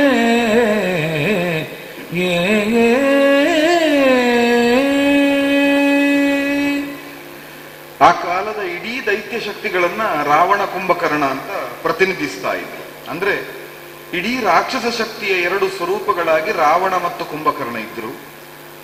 ಸಾವವನೇ ಕುಂಭಕರ್ಣ. ಕುಂಭಕರ್ಣ ಸಾಯುವುದಕ್ಕೆ ಸಾಧ್ಯ ಉಂಟ? ಕುಂಭಕರ್ಣನಿಗೆ ಸಾವು ಬರುವುದಕ್ಕೆ ಸಾಧ್ಯ ಇಲ್ಲ. ಅಂತಹ ಸಾವವನೇ ಕಲಿ ಕುಂಭಕರ್ಣನ ಯಾವ ವೀರನು ಗೆಲ್ಲಬಹುದು? ಯಾವ ವೀರನಿಗೆ ಕುಂಭಕರ್ಣನನ್ನು ಗೆಲ್ಲುವುದಕ್ಕೆ ಸಾಧ್ಯ? ಅಂತಹ ಕುಂಭಕರ್ಣ ವರವನ್ನು ಪಡೆದವನು ಬ್ರಹ್ಮನಿಂದ. ಅಂತಹ ಕುಂಭಕರ್ಣನನ್ನು ರಾಮ ಅರೆ ನಿಮಿಷದಲ್ಲಿ ಕೊಂದು ಕಳೆದಿದ್ದಾನೆ. ಆದ್ದರಿಂದ ಕಲಿಕುಂಭಕರ್ಣನನ್ನು ಕೊಂದ ರಾಮ ಸಾಮಾನ್ಯನಲ್ಲ ಅಂತ ಒಂದು ಉದಾಹರಣೆಯನ್ನು ಕೊಡ್ತಾನೆ. ಎರಡನೇ ಉದಾಹರಣೆಯನ್ನು ಇಂದ್ರಜಿತುವಿನ ಪ್ರಕರಣಕ್ಕೆ ಕೊಡ್ತಾಳೆ. ಸುರರಿಗಾದರೂ ಇಂದ್ರಜಿತುವನ್ನು ಗೆಲ್ಲಿಕ್ಕೆ ಸಾಧ್ಯ ಆಗಲಿಲ್ಲ, ಆದ್ರಿಂದಲೇ ಅವನಿಗೆ ಇಂದ್ರಜಿತು ಅಂತ ಹೆಸರು ಬಂದದ್ದು. ತಾಮಸಿ ನಾಮಕವಾದ ಒಂದು ಮಾಯಾಶಕ್ತಿಯನ್ನ ದೇವತೆಗಳ ಮೇಲೆ ಎಸೆದು ದೇವತೆಗಳು ವಶರಾಗುವಂತೆ ಮಾಡಿ ದೇವಲೋಕವನ್ನು ದೇವಪತಿಯಾದ ಇಂದ್ರನನ್ನು ಗೆದ್ದವನು ಇಂದ್ರಜಿತು. ಅಂತಹ ಇಂದ್ರಜಿತುವನ್ನು ಲಕ್ಷ್ಮಣ ಕ್ಷಣಕಾಲದಲ್ಲಿ ಕೊಂದ. ಇವಳ ಉತ್ತರದಲ್ಲಿ ಎರಡು ಪ್ರಧಾನವನ್ನು ಗುರುತಿಸಿದ್ದಾಳೆ. ರಾವಣ ಕುಂಭಕರ್ಣ ಎಂಬ ಎರಡಿದ್ದ ಹಾಗೆ ರಾಮ ಲಕ್ಷ್ಮಣ ಎಂಬ ಎರಡು ವಿಕ್ರಮದ ಮುಖಗಳು. ರಾಮ ಕುಂಭಕರ್ಣಾದಿಗಳನ್ನು ಕೊಂದ್ರೆ ಲಕ್ಷ್ಮಣ ಇಂದ್ರಜಿತುವನ್ನು ಕೊಂದ. ಅಂದ್ರೆ ರಾವಣನಂತಹ ರಾವಣನನ್ನು ಕೊಲ್ಲುವ ಲಕ್ಷ್ಮಣ, ರಾವಣನನ್ನು ಕೊಲ್ಲುವ ರಾಮ ಇಬ್ಬರೂ ಸಮರ್ಥರಿದ್ದಾರೆ. ಅಂತಹ ರಾಮ ಲಕ್ಷ್ಮಣರ ಮುಂದೆ ನಿನ್ನ ಯುದ್ಧ ನೆಲುತ್ತದ? ಸಾಧ್ಯ ಉಂಟ ನಿನಗೆ? ಈ ಹರಿದ್ವೇಷ ನಿನಗೆ ಅತೀವವಾದ ತಾಮಸ ಅಡಸಿಕೊಂಡಿದೆ, ನಿನಗೆ ಮಂಕು ಬುದ್ಧಿ, ನಿನ್ನ ಮೂಢತನ, ಇದು ನಿನ್ನನ್ನು ಹರಿದ್ವೇಷಕ್ಕೆ ಪ್ರೇರೇಪಣೆಯನ್ನು ಕೊಡ್ತಾ ಇದೆ. ಒಂದು ಕ್ಷಣ ಯೋಚನೆ ಮಾಡಿ ನೋಡು, ಹರಿದ್ವೇಷವನ್ನು ಮಾಡಿದವರು ಈ ಪ್ರಪಂಚದಲ್ಲಿ ಈವರೆಗೆ ಯಾರೂ ಬದುಕಲಿಲ್ಲ. ಇದಕ್ಕೆ ಪೂರ್ವ ಉದಾಹರಣೆಯಾಗಿ ಬಲಿಯನ್ನು ಕೊಡ್ತೇನೆ ಅಂತ ಹೇಳ್ತಾರೆ. ಬಲಿಗೆ ಬಲ್ಲಿದರಾರು ತಮನಿಂದ ಅಳೆದವರಾರು, ಬಲಿಗೆ ಬಲ್ಲಿದರಾರು ತಮನಿಂದಿಳೆಯ ಮೆರೆದವರಾರು, ಮಧುವಿನ ಕಲಹದಲ್ಲಿ ಕೈ ಮಿಗುವರಾರು ಈ ವರ್ತಮಾನದಲ್ಲಿ, ಕಲಿಹಿರಣ್ಯಾಕ್ಷಕ ಹಿರಣ್ಯಕರೊಳಗೆ ಸೆಣಸುವವರಾರು, ಜೀವದಲುಳಿದರೆ ಹಾಗೆಗೊಂಡು ಹರಿಯೊಡನೆ, ಜೀವದಲುಳಿದರೆ ಹಾಗೆಗೊಂಡು ಹರಿಯೊಡನೆ ಜೀವದಲುಳಿದರೆ ಎಂದಳ ಕಾಂತೆ.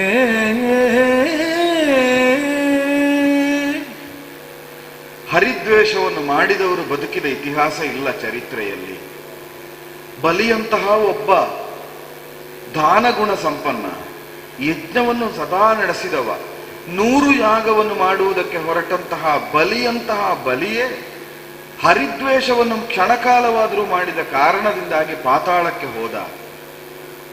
ಬಲಿಯನ್ನು ವಾಮನನಾಗಿ ಬಂದು ತ್ರಿವಿಕ್ರಮನಾಗಿ ಮೆಟ್ಟಿದವನು ಇದೇ ರಾಮಚಂದ್ರ, ಇದೇ ವಿಷ್ಣು. ಲೋಕದಲ್ಲಿ ತಮಾಸುರನಿಗೆ ಸಮವಾದ ಬಲವನ್ನು ಹೊಂದಿದವರು ಯಾರಿದ್ದಾರೆ? ಅಂತಹ ತಮದೈತ್ಯನನ್ನು ಮತ್ಸ್ಯಾವತಾರದಿಂದ ಬಂದು ಕೊಂದವನು ಇದೇ ರಾಮಚಂದ್ರ. ದಶಾವತಾರವನ್ನು ಹೇಳ್ತಾರೆ. ಮಧು ಕೈಟಬರೆಂಬ ರಾಕ್ಷಸರಿಗೆ ಸರಿಯಾದವರೇ ಪ್ರಪಂಚದಲ್ಲಿ ಇರಲಿಲ್ಲ.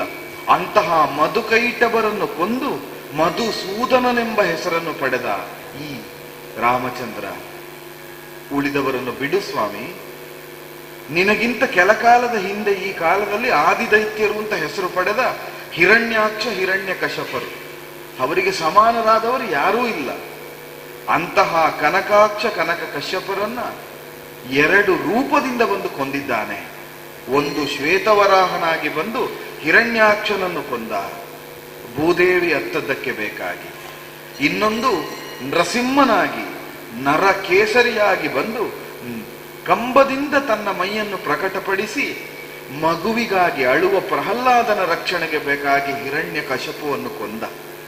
ಹರಿದ್ವೇಷವನ್ನು ಮಾಡಿದ ಹಿರಣ್ಯಾಕ್ಷ ಹಿರಣ್ಯ ಕಶಪರೋ, ಮಧು ಕೈಟಬರೋ, ತಮಾದಿಗಳೋ ಯಾರೂ ಬದುಕುವುದಕ್ಕೆ ಸಾಧ್ಯ ಆಗಲಿಲ್ಲ.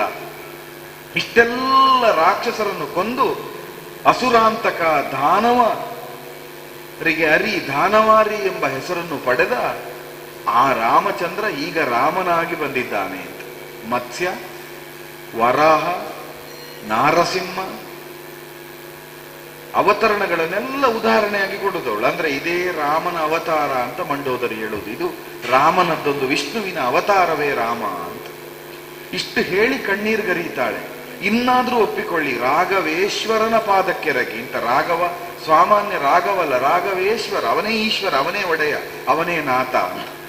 ಇಷ್ಟು ಹೊತ್ತು ಬಾಯಿ ಮುಚ್ಚಿ ಕುಳಿತ ರಾವಣ ಈಗ ಉತ್ತರ ಕೊಡ್ತಾನೆ. ಬಲಿಯ ಕಥೆಯನ್ನು ಹೇಳಿದ ಮೇಲೆ, ಹಿರಣ್ಯಾಕ್ಷ ಹಿರಣ್ಯಕಶಿಪುವಿನ ಕಥೆ ಹೇಳಿ, ಅವತಾರದ ಕಥೆ ಹೇಳಿದ ಮೇಲೆ ಇನ್ನೀ ಇವಳತ್ರ ಮಾತಾಡದಿದ್ರೆ ಆಗಲಿಕ್ಕಿಲ್ಲ ಅಂತ ಆಗ ಉತ್ತರವನ್ನು ಕೊಟ್ಟು ಒಂದು ಮಾತಿನಿಂದ ತೊಡಗಿಕೊಳ್ತಾನೆ. ಇಷ್ಟೆಲ್ಲ ರಾಮನ ಬಗ್ಗೆ ನೀ ಹೇಳಿದೆಯಲ್ಲ, ನನ್ಗೆ ಗೊತ್ತು ನನ್ಗೆ ಗೊತ್ತು ನನ್ಗೆ ಗೊತ್ತು ಅಂತ. ನಿನಗೆ ಮಾತ್ರ ಗೊತ್ತಿರುವುದಲ್ಲ, ರಾಮ ಏನು ಅಂತ ನನಗೂ ಗೊತ್ತು, ಬಲ್ಲೆ ಅಂತ. ಬಲ್ಲೆ ನೀ ರಘುನಾಥ ಲಕ್ಷ್ಮೀ ವಲ್ಲಭನು ತಾನೆಂಬುದನು,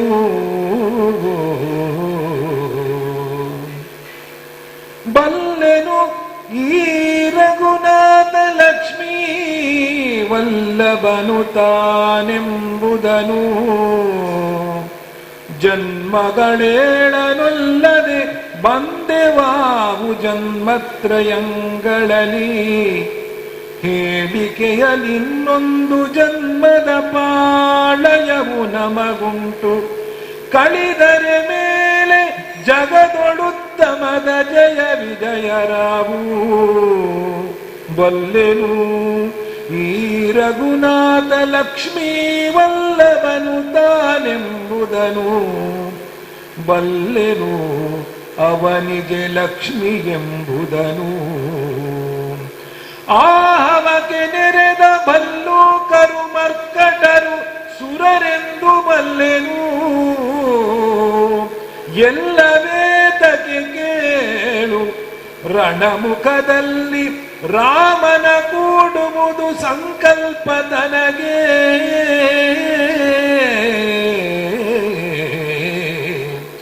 ಎಲ್ಲವೇತಕ್ಕೆ ಕೇಳು, ರಣಮುಖದಲ್ಲಿ ರಾಮನ ಕೂಡುವುದು ಸಂಕಲ್ಪ ತನಗೆ ಎಂದಾಗ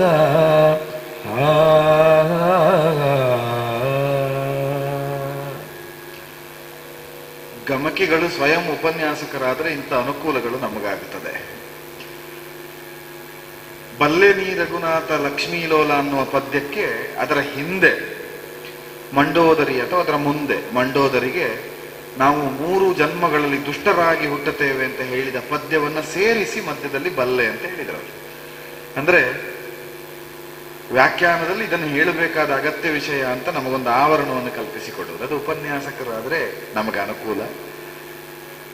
ರಾವಣ ಹೇಳುತ್ತಾನೆ, ಬಲ್ಲೆ ಗೊತ್ತಿದೆ, ಬಲ್ಲೆ ನೀ ರಘುನಾಥನೇ ಲಕ್ಷ್ಮೀಲೋಲನೆಂಬುದನ್ನು ಬಲ್ಲೆ. ನನಗಿವ ವಿಷ್ಣು ಅಂತ ನೀನು ಹೇಳಿ ಗೊತ್ತಾಗ್ಬೇಕಾ? ನನಗೆ ಗೊತ್ತಿದೆ ಅಂತ. ನಾವು ಭೂಮಿಜೆಯ ಲಕ್ಷ್ಮಿ ಎಂಬುದನ್ನೂ ಬಲ್ಲೆ, ಅದು ನನಗೆ ಗೊತ್ತಿದೆ.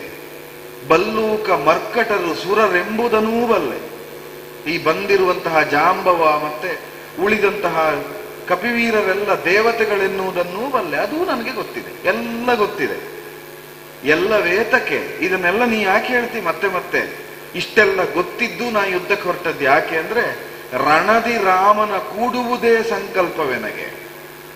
ರಾಮನನ್ನು ಕೂಡಬೇಕು, ರಾಮನ ಕಾಲಿಡಿಬೇಕು, ರಾಮನನ್ನು ಕರುಣೆ ಪಡೆಯಬೇಕು ಅಂತ ಹೇಳ್ತೀಯಲ್ಲ. ರಾಮನ ಕಾಲಿಡಿದು ಕರುಣೆ ಪಡೆಯುವುದಲ್ಲ, ಯುದ್ಧ ಮಾಡಿಯೇ ರಾಮನೊಟ್ಟಿಗೆ ರಾಮನೊಂದಾಗುವುದು. ರಾಮನನ್ನು ಕೊಂದರೆ ರಾಮನೊಂದಿಗೆ ನಾನು ಒಂದಾಗುತ್ತೇನೆ, ಇದು ನನಗೆ ಸಂಕಲ್ಪ. ಇನ್ನು ನಿನ್ನಲ್ಲಿ ಮುಚ್ಚಿಡುವುದಕ್ಕೇನುಂಟು ಮಂಡೋದರಿ? ಇಷ್ಟು ನಿನಗೇ ಗೊತ್ತಿದೆ ರಾಮ ದೇವರು ಅಂತಾದ ಮೇಲೆ ಆ ದೈವ ವಿರೋಧವನ್ನು ನಾ ಯಾಕೆ ಮಾಡ್ತಿದ್ದೇನೆ ಅಂತ ಹೇಳಿದ್ರೆ, ನಾವು ನಿಜವಾಗಿ ರಾಕ್ಷಸರಲ್ಲ. ವೈಕುಂಠ ದ್ವಾರವನ್ನು ರಕ್ಷಿಸ್ತಾ ಇದ್ದ ಜಯ ವಿಜಯರು ನಾವು. ಸನಕ ಸನಂದಾದಿಗಳು ಬಂದಾಗ ಅವರನ್ನು ತಡೆದದ್ದಕ್ಕೆ ಶಪಿಸಿದ್ರು ಭೂಮಿಯಲ್ಲಿ ಹುಟ್ಟಬೇಕು ಅಂತ. ಆಗ ವಿಷ್ಣುವನ್ನು ಪ್ರಾರ್ಥಿಸಿದಾಗ ವಿಷ್ಣು ನಮಗೆ 2 ಆಯ್ಕೆಯನ್ನು ಕೊಟ್ಟ. ಪರಮ ಧಾರ್ಮಿಕರಾಗಿ, ಪರಮ ಭಾಗವತರಾಗಿ, ವೈಷ್ಣವ ಶಿಖಾಮಣಿಗಳಾಗಿ 7 ಜನ್ಮವನ್ನು ಭೂಮಿಯಲ್ಲಿ ಕಳೆಯುತ್ತೀರೋ, ಅಥವಾ ಹರಿ ವಿರೋಧಿಗಳಾಗಿ ದುಷ್ಟರಾಗಿ 3 ಜನ್ಮವನ್ನು ಭೂಮಿಯಲ್ಲಿ ಕಳೆಯುತ್ತೀರೋ ಅಂತ. ಆಗ ನಮಗೆ ಅತಿ ಬೇಗ ಮತ್ತೆ ಬಂದು ವಿಷ್ಣುವನ್ನು ಕಾಣಬೇಕು, ವೈಕುಂಠವನ್ನು ಸೇರಬೇಕು ಅನ್ನೋ ಆಸೆಯಿಂದ 3 ಜನ್ಮಗಳಲ್ಲಿ ದುಷ್ಟರಾಗಿ ಬೇಗ ಬಂದು ಸೇರ್ತೇವೆ ಅಂತ ವರವನ್ನು ಬೇಡಿದೆವು. ಹಾಗಾಗಿ ಯಾವ ಕಥೆಯನ್ನು ನೀ ಹೇಳಿದೆಯೋ ಆ ಹಿರಣ್ಯಾಕ್ಷ ಹಿರಣ್ಯಕಶಪ ಅನ್ನುವುದು ನಮ್ಮ ಮೊದಲ ಜನ್ಮ. ರಾವಣ, ಕುಂಭಕರ್ಣ ಅನ್ನೋದು ನಮ್ಮ ಎರಡನೆಯ ಜನ್ಮ. ಈಗ ಸತ್ತರೆ, ನಾವು ಬಹಳ ಬೇಗ ಸತ್ತರೆ, ನೀ ಸಾಯ್ಬೇಡ ಸಾಯ್ಬೇಡ ಅಂತ ಹೇಳ್ತಿ. ನಾ ಬದುಕಿದ್ರೆ ಮತ್ತೆ ಹುಟ್ಟುವುದಕ್ಕೆ ಮತ್ತೆ ಕಷ್ಟ. ಹುಟ್ಟುವುದು ಮತ್ತಷ್ಟು ತಡ ಆದಷ್ಟು ವೈಕುಂಠಕ್ಕೆ ಹೋಗುವುದು ಮತ್ತೆ ತಡ ಆಗುತ್ತದೆ. ಬೇಗ ಸತ್ರೆ ಬೇಗ ವೈಕುಂಠಕ್ಕೆ ಹೋಗಬಹುದು. ಆದ್ದರಿಂದ ಈಗ ಬೇಗ ಹೋಗಿ ರಾಮನನ್ನು ಎದುರಿಸಿ ರಾಮನಿಂದ ಹತರಾದರೆ ಮತ್ತೊಂದು ಜನ್ಮ ಬರ್ತದೆ. ಅಲ್ಲಿಯೂ ಹರಿದ್ವೇಷವನ್ನು ಮಾಡಿದ್ರೆ ಮತ್ತೆ ವೈಕುಂಠಕ್ಕೆ ಹೋಗಿ ಜಯ ವಿಜಯರಾಗುತ್ತೇವೆ ನಾವು. ಆದ್ದರಿಂದ ಇದೆಲ್ಲ ಗೊತ್ತಿದ್ದೇ ನಾನು ಯುದ್ಧಕ್ಕೆ ಹೊರಟದ್ದು. ಕಾಡಬೇಡ ನನ್ನನ್ನ, ಸುಮ್ಮನೆ ಕಾಡಿ ಸೀತೆಯನ್ನು ಒಪ್ಪಿಸು, ರಾಮನಿಗೆ ಕ್ಷಮೆ ಕೇಳು ಅಂತ ಹೇಳಿದ್ರೆ ರಾಮ ಕ್ಷಮಿಸಿ ಬದುಕು ರಾವಣ ಅಂತ ಹೇಳಿಬಿಡ್ತಾನೆ. ಬದುಕು ಅಂತ ಹೇಳಿದ್ರೆ ನಾನು ಭೂಮಿಯಲ್ಲಿ ಬದುಕಬೇಕಾಗ್ತದೆ, ನನಗೆ ವೈಕುಂಠ ಬೇಕು, ನನಗೆ ರಾಮನೊಟ್ಟಿಗೆ ಬದುಕಬೇಕು. 4 ವಿಧದ ಮೋಕ್ಷಗಳನ್ನು ಶಾಸ್ತ್ರಕಾರರು ಹೇಳ್ತಾರೆ. ಸಾಲೋಕ್ಯ, ಸಾಮೀಪ್ಯ, ಸಾರೂಪ್ಯ, ಸಾಯುಜ್ಯ ಅಂತ. ಇದು 4 ಮೋಕ್ಷಗಳು ಅಂತ. ಸಾಲೋಕ್ಯ ಅಂದ್ರೆ ದೇವರಿದ್ದ ಲೋಕದಲ್ಲಿ ಬದುಕುವುದು ಮೋಕ್ಷವೇ ಸಾಲೋಕ್ಯ. ವೈಕುಂಠದಲ್ಲಿರುವವರಿಗೆಲ್ಲ ಮೋಕ್ಷ, ವೈಕುಂಠದಲ್ಲಿ ಬದುಕುವುದು. ಆದ್ರಿಂದಲೇ ನಾವು ಸತ್ತವರನ್ನೆಲ್ಲ ವೈಕುಂಠ ಸಮಾರಾಧನೆ ಅಂತ ಮಾಡ್ತೇವೆ. ಅಂದ್ರೆ ಅವರೆಲ್ಲ ವೈಕುಂಠಕ್ಕೆ ಹೋಗುತ್ತಾರೆ, ಮೋಕ್ಷ ಸಿಗ್ತದೆ ಅಂತ. ಇದು ಸಾಲೋಕ್ಯ. ಎರಡನೆಯದ್ದು ಸಾಮೀಪ್ಯ, ದೇವರ ಹತ್ರ ಇರುವುದು. ಲೋಕದಲ್ಲಿರುವುದು ಬೇರೆ, ಇಡೀ ವೈಕುಂಠ ಬಹಳ ದೊಡ್ಡದು, ಅದರಲ್ಲಿ ಎಲ್ಲಿದ್ರೂ ಮೋಕ್ಷವೇ. ಎರಡನೆಯದ್ದು ಸಾಮೀಪ್ಯ, ವೈಕುಂಠದಲ್ಲಿ ದೇವರ ಎರಡನೇ ಮೋಕ್ಷ. ಮೂರನೆಯದು ಸಾರೂಪ್ಯ, ದೇವರಂತೆ ಇರುವುದು, ದೇವರ ಹಾಗೆ ಇರುವುದು. ವಿಶ್ವಕ್ಸೇನಾದಿಗಳು ನೋಡುವುದಕ್ಕೆ ವಿಷ್ಣುವಿನ ಹಾಗೆ ಇದ್ರು ಅಂತ ಪುರಾಣಗಳು ಹೇಳ್ತಾರೆ. ಅಂದ್ರೆ ವಿಷ್ಣುವಿನ ಹಾಗೆ ಅದೇ ರೂಪವನ್ನು ಪಡೆದು ದೇವರ ತರವೇ ಬದುಕುವುದು, ಅದು ಮತ್ತೂ ದೊಡ್ಡ ಮೋಕ್ಷ. ಕೊನೆಯ ಮೋಕ್ಷ, ಅದು ನಮಗೆಲ್ಲ ಬೇಕು ಅಂತ ಬಯಸಬೇಕಾದ ಮೋಕ್ಷ, ಅದು ಸಾಯುಜ್ಯ. ಅಂದ್ರೆ ದೇವರೊಳಗೆ ಸೇರಿಕೊಂಡು ಬಿಡುವುದು, ಹೊರಗೆ ಇಲ್ಲವೇ ಇಲ್ಲ, ಪ್ರತ್ಯೇಕ ಇಲ್ಲ. ಒಂದು ಲೋಕದಲ್ಲಿರುವುದು, ಒಂದು ಹತ್ತಿರ ಇರುವುದು, ಒಂದು ದೇವರಂತಿರುವುದು, ಕೊನೆಗೆ ದೇವರೇ ಆಗುವುದು, ದೇವರೊಳಗೆ ಸೇರಿಕೊಂಡು ಬಿಡುವುದು. ಇವರೆಲ್ಲ ಸಾಲೋಕ್ಯದಲ್ಲಿದ್ದ ಮೋಕ್ಷವನ್ನು ಪಡೆದವರು. ಜಯ ವಿಜಯರು ವೈಕುಂಠದಲ್ಲಿದ್ದ ಸಾಲೋಕ್ಯ ಮುಕ್ತಿಯನ್ನು ಹೊಂದಿದವರು. ಈಗ ಭೂಮಿಗೆ ಇಳಿದಿದ್ದಾರೆ, ಭೂಲೋಕಕ್ಕೆ ಮರಳಿ ನಾವು ಹೋಗಬೇಕು, ನಮಗೆ ಆ ಮೋಕ್ಷ ಸಿಗಬೇಕು, ಆದರೆ ಯುದ್ಧ ಮಾಡಬೇಕು. ಕಾಡಬೇಡ ನನ್ನನ್ನ, ದಯವಿಟ್ಟು ಸುಮ್ಮನೆ ಮಲಕೋ ಬೆಳಗಾಗುವಲ್ಲವರಿಗೆ, ಬೆಳಗಾದ ಮೇಲೆ ಯುದ್ಧಕ್ಕೆ ಹೋಗಿ ಮೋಕ್ಷ ಪಡೀತೇನೆ ಅಂತ ಮಂಡೋದರಿಯನ್ನು ಒಡಂಬಡಿಸ್ತಾನೆ. ರಾತ್ರಿಯನ್ನು ಕಳೆದು ಉದಯದಿಂದೊಳಗೆದ್ದು ಶೂಲಿಯ ಪದವನೇಕಾಗ್ರದ ಮನೋಭಾವದಲ್ಲಿ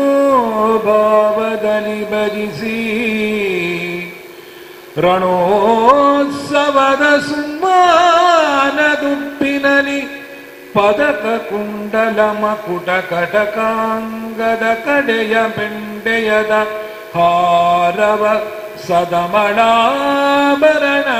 ಶೋಭಿಸಿದನು ದಶಗ್ರೀವ.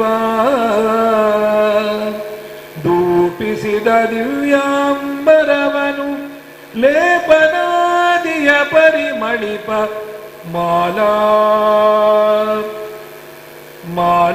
ಪರಿಗ್ರಹನಾಗಿ ಕೈಯಲಿ ವೀರ ಕಂಕಣವ ಸ್ಥಾಪನಂ ಗೈದು ಅಮರವಂದಿಜನೋಪಚಾರದ ಬಿರುದುಗಳ ಸಲ್ಲಾಪದಲ್ಲಿ ಸಭೆಗಾಗಿ ಬಂದನು ಸುಬಟ ಜನ ಸಹಿತ.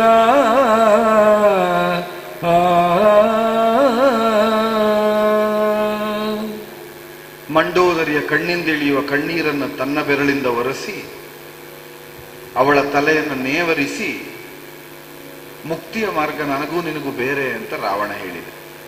ನಮ್ಮ ಶಾಸ್ತ್ರ ಅದನ್ನು ಬಹಳ ಸ್ಪಷ್ಟವಾಗಿ ಹೇಳುತ್ತದೆ. ಮದುವೆ ಆಗುವಾಗ ಗಂಡ ಹೆಂಡತಿಗೆ ವಾಗ್ದಾನವನ್ನು ಮಾಡುತ್ತಾನೆ, ಅದನ್ನೇ ನಾವು ಸಪ್ತಪದಿ ಅಂತ ಹೇಳ್ತೇವೆ. ಗಂಡ ಹೆಂಡತಿಗೆ ಕೊಡುವ ಮಾತು ಪ್ರಮಾಣ, ಅಲ್ಲಿ ಕೊಡುವುದು 3 ಮಾತ್ರ. ಧರ್ಮೇಚ ಅರ್ಥೇಚ ಕಾಮೇಚ ನಾತಿಚರಾಮಿ. ಧರ್ಮ ಅರ್ಥ ಕಾಮಗಳಲ್ಲಿ ನಾನು ನೀನು ಸಮಾನರು, ನಿನ್ನನ್ನು ಅತಿಕ್ರಮಿಸಿ ನಾ ಮುಂದೆ ಹೋಗುವುದಿಲ್ಲ. ನಾನು ಯಜ್ಞ ಮಾಡಿದ್ರೆ ನಿನಗೆ ಫಲ ಉಂಟು, ನಾ ದಾನ ಕೊಟ್ಟರೆ ನಿನಗೆ ಫಲ ಉಂಟು, ನಾ ಧನ ಸಂಗ್ರಹ ಮಾಡಿದ್ರೆ ನಿನಗೆ ಪಾಲುಂಟು. ಧರ್ಮಾರ್ಥ ಕಾಮಗಳಲ್ಲಿ ನಾವು ಸಮಾನರು. ಚತುರ್ವಿಧ ಪುರುಷಾರ್ಥಗಳಲ್ಲಿ ಕೊನೆಯದ್ದು ಮೋಕ್ಷ. ಎಲ್ಲಿಯೂ ಮೋಕ್ಷೇಚ ನಾತಿಚರಾಮಿ ಅಂತ ಹೇಳೋದಿಲ್ಲ. ಮೋಕ್ಷಕ್ಕೂ ನಾನು ನೀನು ಒಟ್ಟಿಗೆ ಹೋಗುತ್ತೇವೆ ಅಂತ ಯಾವ ಪ್ರಮಾಣವೂ ಇಲ್ಲ. ಅಂದ್ರೆ ಧರ್ಮಾರ್ಥ ಕಾಮದಲ್ಲಿ ಗಂಡ ಹೆಂಡತಿ ಸಮಾನ. ಮೋಕ್ಷ ಬರುವಾಗ ಗಂಡನ ದಾರಿ ಗಂಡನಿಗೆ, ಹೆಂಡತಿಯ ದಾರಿ ಹೆಂಡತಿ. ಯಾವ ಕಾಲಕ್ಕೂ ಯಾವ ಕಾರಣಕ್ಕೂ ಗಂಡ ಮಾಡಿದ ಪುಣ್ಯದಿಂದ ಹೆಂಡತಿಗೆ ಮೋಕ್ಷ, ಹೆಂಡತಿ ಮಾಡಿದ ಪುಣ್ಯದಿಂದ ಗಂಡನಿಗೆ ಮೋಕ್ಷ ಅಂತ ಇಲ್ಲ. ಅದು ಅವರವರ ಜೀವ ಸ್ವಾತಂತ್ರ್ಯಕ್ಕೆ ಬಿಟ್ಟದ್ದು, ದತ್ತ ಸ್ವಾತಂತ್ರ್ಯದಂತೆ ಜೀವಿ ಆರ್ಜಿಸಿಕೊಳ್ಳಬೇಕಾದ ಪುಣ್ಯ. ಇಲ್ಲಿ ಅದನ್ನೇ ಹೇಳ್ತಾನೆ ಅವ. ಮೋಕ್ಷದ ದಾರಿ ನನ್ನದ್ದು, ನನಗೆ ಬಿಟ್ಟು ಬಿಡು. ನೀ ಪತಿವ್ರತೆಯಾಗಿ ಪ್ರಾಮಾಣಿಕವಾಗಿ ಬದುಕಿದ್ರಿಂದ ನಿನಗೆ ಮೋಕ್ಷ ಅದರಿಂದಲೇ ಸಿಗ್ತದೆ. ನನಗೆ ಹಾಗಲ್ಲ, ನಾ ಶಾಪಗ್ರಸ್ತ, ನಾನು ಮೋಕ್ಷವನ್ನು ಸಂಪಾದನೆ ಮಾಡಬೇಕು ಅಂತ ಅವಳಿಗೆ ಸಮಾಧಾನ ಮಾಡಿ, ಉದಯ ಕಾಲದಲ್ಲಿ ಎದ್ದು, ಸೂರ್ಯ ಹುಟ್ಟುವುದಕ್ಕಿಂತ ಮೊದಲೇ ಎದ್ದು ಶಿವಪೂಜೆಯನ್ನು ಸಾಂಗವಾಗಿ ಮಾಡುತ್ತಾನೆ. ಎರಡು ಕಾರಣ. ಒಂದವ ಪರಮ ಶಿವಭಕ್ತ ಅನ್ನುವುದು, ಶಿವನ ಆತ್ಮಲಿಂಗವನ್ನು ಪಡೆದವನು ಅನ್ನುವುದು ಹೌದು. ಇನ್ನೊಂದು ನಾವು ನೋಡಿದ್ರೆ 3 ಮೂರ್ತಿಗಳನ್ನೋದು 3 ತತ್ವಗಳು. ಶಿವ ಅನ್ನೋದು ಲಯಕಾರಕ. ಈಗ ರಾಮನೇ ಶಿವನಾಗಿ ಬರಬೇಕು.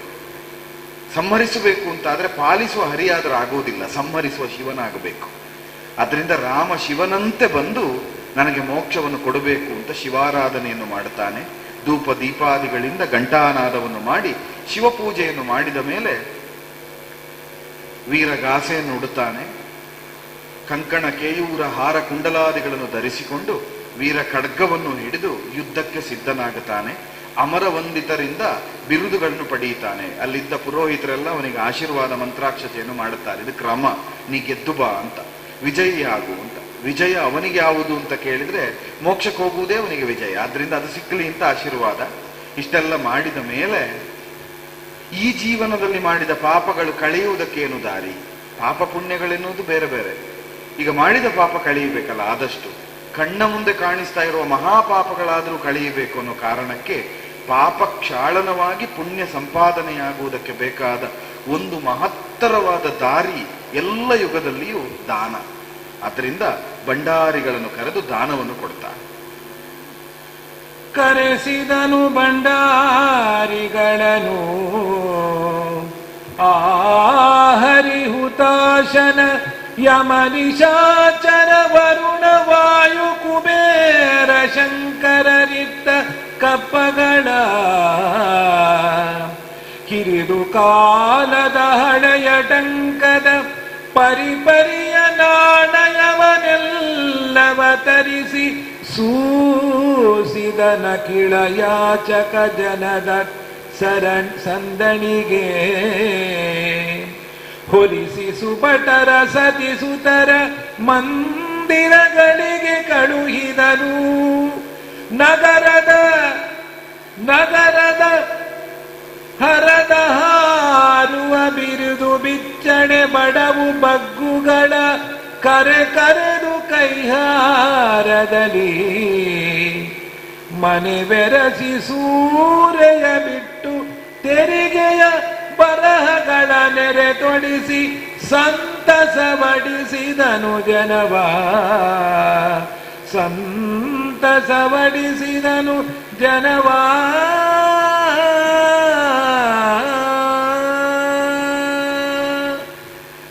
ದಾನವನ್ನು ಮಾಡಬೇಕು ಅಂತ ಹೊರಡುತ್ತಾನೆ.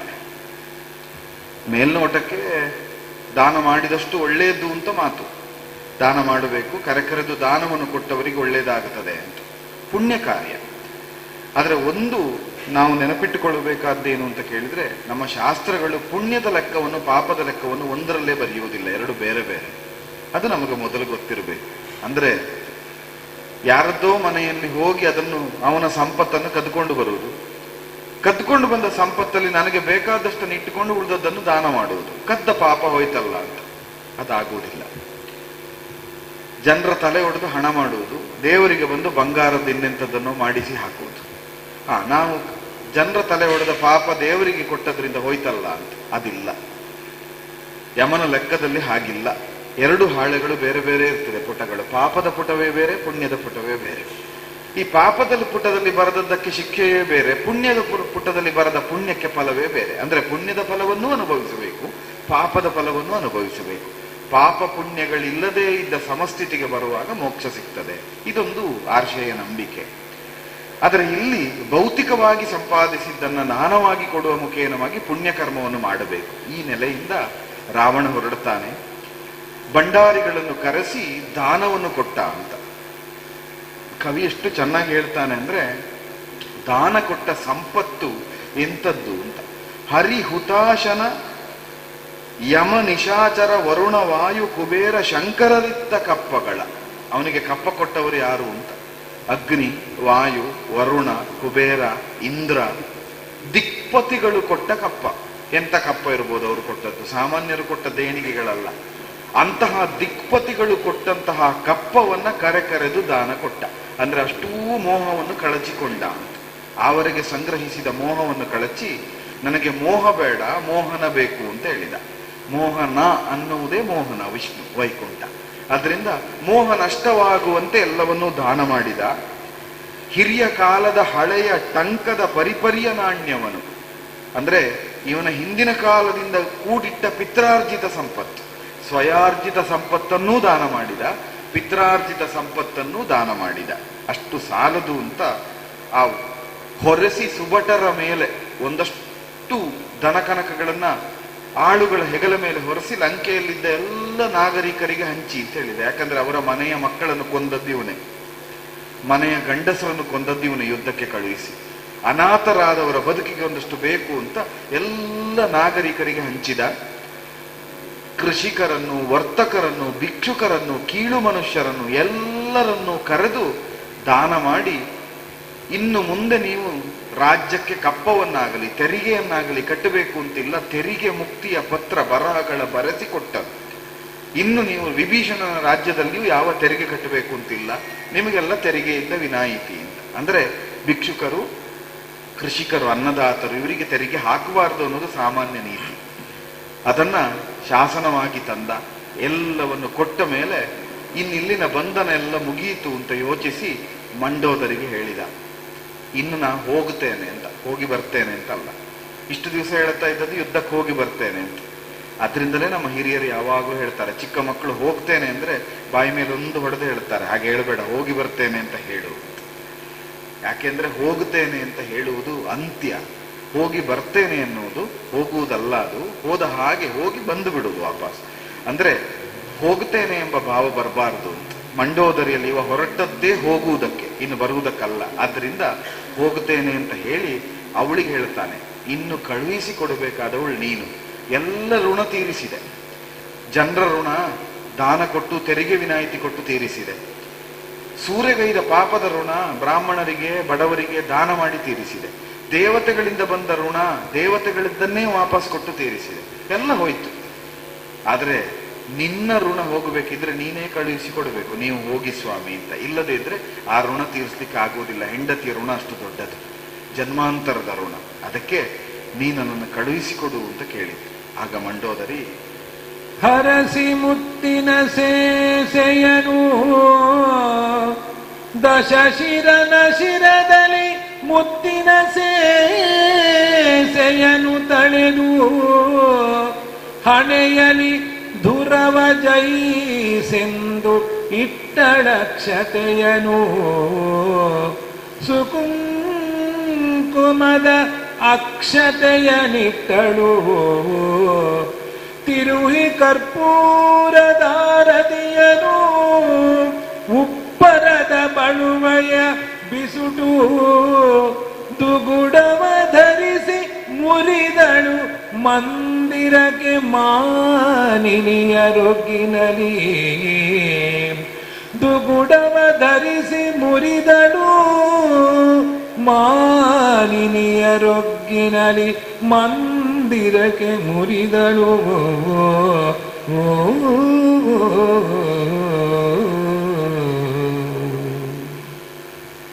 ನೀನೇ ಬೀಳ್ಕೊಡಬೇಕಾದವಳು ಮಂಡೋದರಿ ಅಂತ ಹೇಳಿದಾಗ ಮಂಗಳ ಸೇಸೆಯನ್ನಿಕ್ಕಿ ಮುತ್ತಿನ ಆರತಿಯನ್ನು ಬೆಳಗಿ ದುರವ ಜಯಿಸು ಅಂತ ಹರಸಿದ್ಲು. ಕುಂಕುಮ ಮಿಶ್ರಿತವಾದ ದ್ರವ್ಯಗಳಿಂದ ಕೂಡಿದ ಅಕ್ಷತೆಯನ್ನು, ಮಂಗಳ ವಸ್ತುಗಳಿಂದ ಕೂಡಿದ ಅಕ್ಷತೆಯನ್ನೆತ್ತಿ ಅವನ ನೆತ್ತಿಗೆ ಎರಚುತ್ತಾ ಕುಂಕುಮದ ತಿಲಕವನ್ನು ಇಡಿಸಿ ದುರವನ್ನು ಜಯಿಸು ಅಂತ ಹೇಳಿದೆ. ಆ ವಾಕ್ಯ ಎಷ್ಟು ಸುಂದರವಾದದ್ದು ಅಂದ್ರೆ ದುರವನ್ನು ಜಯಿಸು ಅಂತ. ದುರ ಅಂದ್ರೆ ಹೋರಾಟ. ರಾವಣನ ಬದುಕಿನ ಬಹುದೊಡ್ಡ ಹೋರಾಟವೇ 3 ಜನ್ಮಗಳನ್ನೆತ್ತಿ ಮತ್ತೆ ವೈಕುಂಠವನ್ನು ಸೇರಬೇಕು ಅಂತ. ತುಂಬ ಕಷ್ಟ ಯಾವುದು ಅಂದ್ರೆ ನಾವು ತುಂಬ ಪ್ರೀತಿಸುವವರ ಎದುರವರನ್ನು ವಿರೋಧಿಸ್ತೇವೆ ಅಂತ ನಾಟಕ ಮಾಡುವುದು, ಇದು ಬಹಳ ಕಷ್ಟ. ಪ್ರೀತಿಸಿದವರನ್ನು ಪ್ರೀತಿಸ್ತೇವೆ ಅಂತ ಹೇಳುವುದು ಬಹಳ ಸುಲಭ. ಶತ್ರುಗಳನ್ನು ನೀ ನನಗೆ ಇಷ್ಟ ಇಲ್ಲ ಅಂತ ಹೇಳುವುದೂ ಸುಲಭ.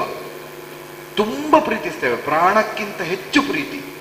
ಅವರ ಮುಂಭಾಗದಲ್ಲಿ ಅವರನ್ನು ಶತ್ರುವಿನ ಹಾಗೆ ನೋಡಬೇಕು. ಇದು ಅಂತರಾತ್ಮಕ್ಕೆ ಅತೀವ ವೇದನೆ. ಆದ್ರಿಂದಲೇ ವಿಷ್ಣು ಕೇಳುವಾಗ 2 ಕೇಳಿತ್ತು. ಪ್ರೀತಿಸುವವರಾಗಿಯೇ 7 ಜನ್ಮ ಕಳೀತೀರೋ, ಪ್ರೀತಿಸುವವರು ಅಂತ ಗೊತ್ತಿದ್ದು ದ್ವೇಷಿಸುವವರಂತೆ 3 ಜನ್ಮ ಕಳೀತೀರೋ ಅಂತ. ತುಂಬಾ ಕಷ್ಟ. ಹರಿಭಕ್ತರು, ವೈಕುಂಠದ ದ್ವಾರ ಕಾಯ್ತಾ ಇದ್ದವರು, ವಿಷ್ಣು ಅಂದ್ರೆ ಜೀವ, ವಿಷ್ಣುವೇ ಸರ್ವಸ್ವ, ಕಣ್ಣ ಮುಂದೆ ಬಂದವನು ವಿಷ್ಣು ಅಂತ ಗೊತ್ತು, ವಿರೋಧ ಮಾಡಬೇಕು. ತಪ್ಪು ಮಾಡಿದ ಮಗನನ್ನ ಶಿಕ್ಷಿಸುವ ಅಪ್ಪನ ಹಾಗೆ. ಹೊಡೆಯುವುದಕ್ಕೆ ಕೈ ಎತ್ತಿದ್ರೆ ತಾಯಿ ತಂದೆಗೆ, ಮಕ್ಕಳಿಗೆ ಹೊಡಿಬೇಕು, ಹೊಡೆಯುವುದಕ್ಕೆ ಕೈ ಎತ್ತೇವೆ, ಹೊಡೆಯುವುದಕ್ಕೆ ಮನಸ್ಸು ಬರುವುದಿಲ್ಲ. ಹೊಡೆಯದೇ ಇದ್ರೆ ಮಕ್ಕಳು ಸರಿಯಾಗುವುದಿಲ್ಲ. ಹೊಡಿಬೇಕು ಅಂತ ಕೈ ಎತ್ತೇವೆ, ಕೈ ಹಿಂದೆ ಹಿಂದೆ ಹೋಗ್ತದೆ ಕೆಳಗೆ ಬರುವುದಕ್ಕಿಂತ ಹೆಚ್ಚು. ಯಾಕಂದ್ರೆ ತುಂಬಾ ಪ್ರೀತಿಸುವವರನ್ನು ದ್ವೇಷಿಸುವುದು ಕಷ್ಟ. ಆ ಶಿಕ್ಷೆಯನ್ನು ಜಯವಿಜಯರಿಗೆ ವಿಷ್ಣು ಕೊಟ್ಟದ್ದು. ಅದನ್ನು ಅವ ಇಲ್ಲಿ ಆ ದುರವನ್ನ, ಸಂಘರ್ಷ, ಒಳಗಿಂದ ಪ್ರೀತಿ ಹೊರಗಿಂದ ದ್ವೇಷ, ಹೊರಗಿಂದ ದ್ವೇಷ ಒಳಗಿಂದ ಪ್ರೀತಿ ಎಂಬ ಈ ಸಂಘರ್ಷವನ್ನು ಜಯಿಸಿ ವೈಕುಂಠಕ್ಕೆ ಹೋಗು, ದುರವಿಜಯವ ಸಾಧಿಸು ಅಂತ ಮಂಡೋದರಿ ಮಂಗಳಶೇಷನಿಕ್ಕಿದ್ಲು. ತುಂಬಾ ಅಪೂರ್ವವಾದದ್ದು. ಅದಾದ ಮೇಲೆ ಮಂಗಳಾಕ್ಷತೆಯನ್ನೆಲ್ಲ ಎರಚಿ ದೃಷ್ಟಿಯನ್ನು ನಿವಾಳಿಸಿದ್ಲಂತೆ. ಅದು ಪದ್ಧತಿ. ಯುದ್ಧಕ್ಕೆ ಹೊರಟವರ ದೃಷ್ಟಿ ತೆಗಿಬೇಕು. ಕೆಟ್ಟ ದೃಷ್ಟಿ, ಕಣ್ಣು ದೃಷ್ಟಿ ಇದ್ರೆ ಯುದ್ಧ ಗೆಲ್ಲುವುದಕ್ಕಾಗುವುದಿಲ್ಲ, ಕೆಲಸ ಒಳ್ಳೇದಾಗುವುದಿಲ್ಲ ಅಂತ. ಮಕ್ಕಳಿಗೆ 4 ದಿವಸಕ್ಕೆ ಅಮ್ಮ ಮಾಡ್ತಾ ಇರ್ತಾರೆ ಅದನ್ನ. ಯಾವ ದೃಷ್ಟಿ ಆಯ್ತೇನೋ ಅಂತ. ಒಂದು ಸಣ್ಣ ಅನಾರೋಗ್ಯ ಕೆಟ್ಟರು, ನೀವು ಊರೆಲ್ಲ ತಿರುಗುತ್ತಾ ಇರ್ತೀನಿ, ಹಿಂಗೆ ದೃಷ್ಟಿ ಆಗಿರ್ಬೇಕು ಅಂತ. ಇದು ತಾಯಂದಿರ ಪ್ರೀತಿ, ಹೆಂಡತಿಯ ಪ್ರೀತಿ. ಹಾಗೆ ಮಂಡೋದರಿ ರಾವಣನ ಉಪ್ಪರದ ದೃಷ್ಟಿಯ ನಿವಾಳಿಸಿ ತೆಗೆದಳು. ಕಣ್ಣೀರನ್ನೇ ತುಂಬಿಸಿಕೊಂಡು ದುಗುಡವ ಮುರಿದು ಮಾನಿನಿಯ ರಗ್ಗಳದಲ್ಲಿ ಮಂದಿರವ ಹೊಕ್ಕಳು ಅಂತ. ಇನ್ನು ನನಗೆ ದುಗುಡವೇ, ಇನ್ನು ಅವ್ರು ಬರುವುದಿಲ್ಲ ಅಂತ ಗೊತ್ತು. ಕಳಿಸಿಕೊಡುವಾಗ ಬರುವುದಿಲ್ಲ ಅಂತ ಗೊತ್ತಿದ್ದು ಕಳಿಸುವುದು ಬಹಳ ಕಷ್ಟ. ಬೀಳ್ಕೊಡುಗೆ ನೋಯಿತಾ ಕಣ್ಣೀರನ್ನು ತೋರಿಸದೆ ಕಣ್ಣೀರನ್ನು ಅಡಗಿಸಿ ರಾವಣನಿಗೆ ಮಂಗಳಾರತಿಯನ್ನು ಮತ್ತೆ ಬೆಳಗಿಸಿ ಯುದ್ಧಕ್ಕಾಗಿ ರಾವಣನನ್ನು ಅವಳು ಬೀಳುಗೊಂಡಳು. ಅವಳು ಬೀಳುಗೊಂಡಲ್ಲಿಗೆ ರಾವಣನ ಬದುಕಿನ ಅಂತ್ಯ ಸಾಧ್ಯ ಆಯಿತು. ಮುಂದೆ ನಾವು ರಾವಣ ವಧೆಯನ್ನು ನೋಡ್ತೇವೆ. ಅರಸ ಚಿತ್ತೈಸು ಅಂಬಿಕಾಪತಿ ಅರಸನೋಲಗದೊಳಗೆ ನಂದೀಶ್ವರನು ಅಣಕಿಸುತ್ತಲಿಟ್ಟವನ ಜಂಬೀರ ಫಲದಿಂದ ಉರವತಾಗಲು ಶಾಪವಿತ್ತನು. ಮರಣ ವಕ್ಷಸ್ಥಲದಲ್ಲಿ ಉರೆಗೋಚರಿಸಲೆಂದರಿದೆಂದ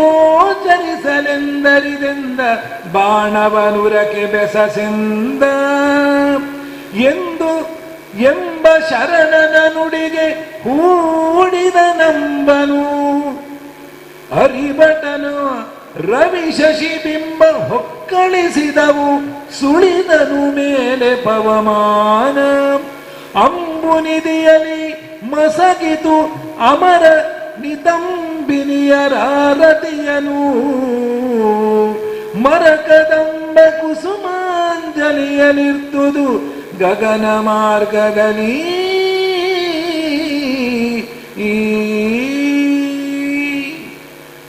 ರಾಮರಾವಣರ ಘೋರ ಸಂಗ್ರಾಮ, ಮಂತ್ರಾಸ್ತ್ರಗಳ ಎಸುಗೆ, ಸಾಮಾನ್ಯ ಶರಗಳಿಂದ ಮಹಾಶರಗಳವರೆಗಿನ ಎಸುಗೆ. ಯಾವ ಅಸ್ತ್ರದಲ್ಲಿಯೂ ರಾವಣ ನೋಯಲಿಲ್ಲ. ರಾವಣ ಅಶಾಸ್ತ್ರೀಯವಾದ ಯುದ್ಧವನ್ನೂ ಮಾಡಲಿಲ್ಲ. ಯಾವುದಕ್ಕೆ ಯಾವುದು ಪ್ರತ್ಯಸ್ತ್ರ ಎನ್ನುವ ಹಾಗೆ ಬಿಡ್ತಾ ಹೋಗಿದ್ದಾನೆ. ಉರಗಾಸ್ತ್ರವನ್ನು ಬಿಟ್ಟರೆ ಗರುಡಾಸ್ತ್ರ, ವರುಣಾಸ್ತ್ರವನ್ನು ಬಿಟ್ಟರೆ ಅಗ್ನಿಯಾಸ್ತ್ರ, ಹೀಗೆ ಒಂದೊಂದಕ್ಕೆ, ವಾಯುವಾಸ್ತ್ರಕ್ಕೆ ಪರ್ವತಾಸ್ತ್ರ, ಹೀಗೆ ಪ್ರತಿ ಅಸ್ತ್ರಗಳನ್ನು ಬಿಡ್ತಾ ಬಿಡ್ತಾ ಬಿಡ್ತಾ ಬಿಡ್ತಾ ಶಾಸ್ತ್ರಬದ್ಧವಾದ ಯುದ್ಧವನ್ನೇ ಮಾಡುತ್ತಾ ಹೊರಟ. ಎಷ್ಟು ಪ್ರಯತ್ನಿಸಿದ್ರು ಮಧ್ಯಾಹ್ನ ಕಳೆದ ಮೇಲೂ ರಾವಣ ವಧೆ ರಾಮನಿಗೆ ಸಾಧ್ಯವಾಗಲಿಲ್ಲ. ಆಗ ರಾಮ ಚಿಂತಾಕ್ರಾಂತನಾದ. ಮೂಲ ರಾಮಾಯಣದಲ್ಲಿ ಅಗಸ್ತ್ಯರು ಬಂದು ಆದಿತ್ಯರ ದೇವನು ಬೋಧಿಸಿ ಮಂತ್ರಾಸ್ತ್ರವನ್ನು ಪ್ರಯೋಗಿಸಿದ್ರು ಅಂತ ಪ್ರಕರಣ ಕಾಣುತ್ತದೆ. ಇಲ್ಲಿಯೂ ಅದನ್ನಿಟ್ಟುಕೊಂಡು ತೊರವೆಯಲ್ಲಿ ಹೇಳುತ್ತಾರೆ ಎಲ್ಲಿಗೆ ಮಂತ್ರಾಸ್ತ್ರವನ್ನು ಪ್ರಯೋಗಿಸಬೇಕು ಅಂತ. ಬ್ರಹ್ಮಾಸ್ತ್ರ ಪ್ರಯೋಗ ಎಲ್ಲಿಗಾಗಬೇಕು ಅನ್ನುವುದನ್ನ ವಿಭೀಷಣ ಬೋಧಿಸಿ ಹೇಳಿದ ಅಂತ. ವಿಭೀಷಣ ಒಂದು ಕಥೆಯನ್ನು ಹೇಳ್ತಾನೆ, ನಂದಿಯ ಶಾಪದ ಕಥೆಯನ್ನ. ಕೈಲಾಸದಲ್ಲಿ ನಂದಿಯನ್ನು ಅಣಕಿಸಿದ ಕಾರಣದಿಂದ ರಾವಣನಿಗೆ ಶಾಪ ಬಂದಿರ್ತದೆ. ಕಪಿಕೋಡಗಗಳಿಂದಲೇ ನಿನಗೆ ಮೃತ್ಯು ಬರಲಿ ಎನ್ನುವ ಶಾಪವೂ ಬಂದಿರ್ತದೆ, ಮೃತ್ಯು ಹೇತುಕವಾಗಲಿ ಅಂತ. ಜೊತೆಯಲ್ಲಿ ಇಲ್ಲಿ ಒಂದು ತೊರವೆಯ ಕಥೆಯನ್ನ ಹೇಳ್ತಾರೆ. ನಂದೀಶ್ವರನನ್ನ ಅಣಕಿಸಬೇಕು ಅಂತ ರಾವಣ ಒಂದು ಲಿಂಬೆ ಹಣ್ಣನ್ನು ಕೈಯಲ್ಲಿ ತೆಗೆದು ನಂದಿಗೆ ಹೊಡೆದ ಅಂತ. ಕೈಲಾಸದ ಸಭೆಯಲ್ಲಿದ್ದ ಶಂಕರನ ವಾಹನವಾದ ನಂದಿ. ಇವ ಪೂಜಿಸುವ ಶಂಕರ ಅವನ ವಾಹನಕ್ಕೆ ವಣಕ ಮಾಡಿದ್ದು, ಅಪಹಾಸ್ಯ ಮಾಡಿ ಲಿಂಬೆಹಣ್ಣಿನಿಂದ ಹೊಡೆದ ಅಂತ. ಅದು ಹೋಗಿ ನಂದಿಯ ಎದೆಯ ಭಾಗಕ್ಕೆ ಬಿತ್ತು. ಆಗ ನಂದಿ ಶಪಿಸಿದನಂತೆ ರಾವಣನಿಗೆ, ನಿನ್ನ ಎದೆ ಬಗೆದೇ ನಿನಗೆ ಸಾವು ಬರಲಿ ಅಂತ ಶಪಿಸಿದ ಅಂತ ತೊರವೆಯ ಒಂದು ಪ್ರಕರಣ. ಅದನ್ನು ವಿಭೀಷಣ ರಾಮನಿಗೆ ತಿಳಿಸ್ತಾನೆ, ಹೀಗೆ ಶಾಪ ಉಂಟು, ನೀ ಪ್ರಯೋಗಿಸುವ ಬ್ರಹ್ಮಾಸ್ತ್ರವನ್ನು ಎಲ್ಲೆಲ್ಲಿಗೂ ಬಿಡಬೇಡ, ರಾವಣನ ಎದೆಯನ್ನು ಲಕ್ಷ್ಯವಾಗಿಸಿ ಹೃದಯಕ್ಕೆ ಬಿಡು ಅಂತ. ಇನ್ನೂ ಒಂದು ಹೃದಯ ಛೇದನವನ್ನು ಮಾಡಿದರೆ ಒಳಗಿದ್ದ ಜಯ ಹೊರಗೆ ಬರುವುದಕ್ಕಾಗ್ತದೆ. ರಾವಣ ಎಂಬ ಕವಚ ಹೊರಗೆ ದುಷ್ಟ, ಒಳಗೆ ವೈಕುಂಠ ದ್ವಾರವನ್ನು ಕಾದ ಜಯ ಇರುವುದು. ಹೃದಯ ಛೇದನವಾಗದೆ, ಹೊರಗಿನ ಕವಚ ಛೇದನವಾಗದೆ ಜಯ ಹೊರಬರುವುದಕ್ಕಾಗುವುದಿಲ್ಲ. ಇದನ್ನೂ ಸಾಂಕೇತಿಕವಾಗಿ ಕಲ್ಪಿಸಿ ಪ್ರಯೋಗಿಸು ಅಂತ ಹೇಳಿದ. ರಾಮ ಬ್ರಹ್ಮಾಸ್ತ್ರವನ್ನು ತೆಗೆದು ರಾವಣನ ಎದೆಗೆ ಗುರಿಯಾಗಿಟ್ಟ. ರಾವಣನ ಎದೆ ಬಗೆಯಲ್ಪಟ್ಟಿತು.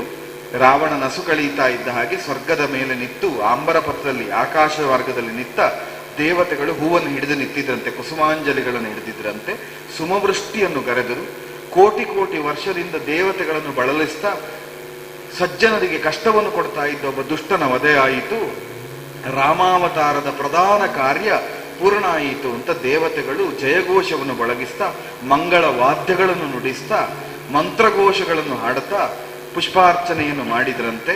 ಎಲ್ಲರೂ ಸಂತುಷ್ಟಿಯಿಂದ ರಾಮನಿಗೆ ಜಯ ಜಯ ಜಯ ಜಯ ಅಂತ ಜಯಘೋಷವನ್ನು ಮೊಳಗಿಸಿದ್ರಂತೆ. ರಾವಣ ವಧೆ ಸಂಪನ್ನ ಆಯಿತು.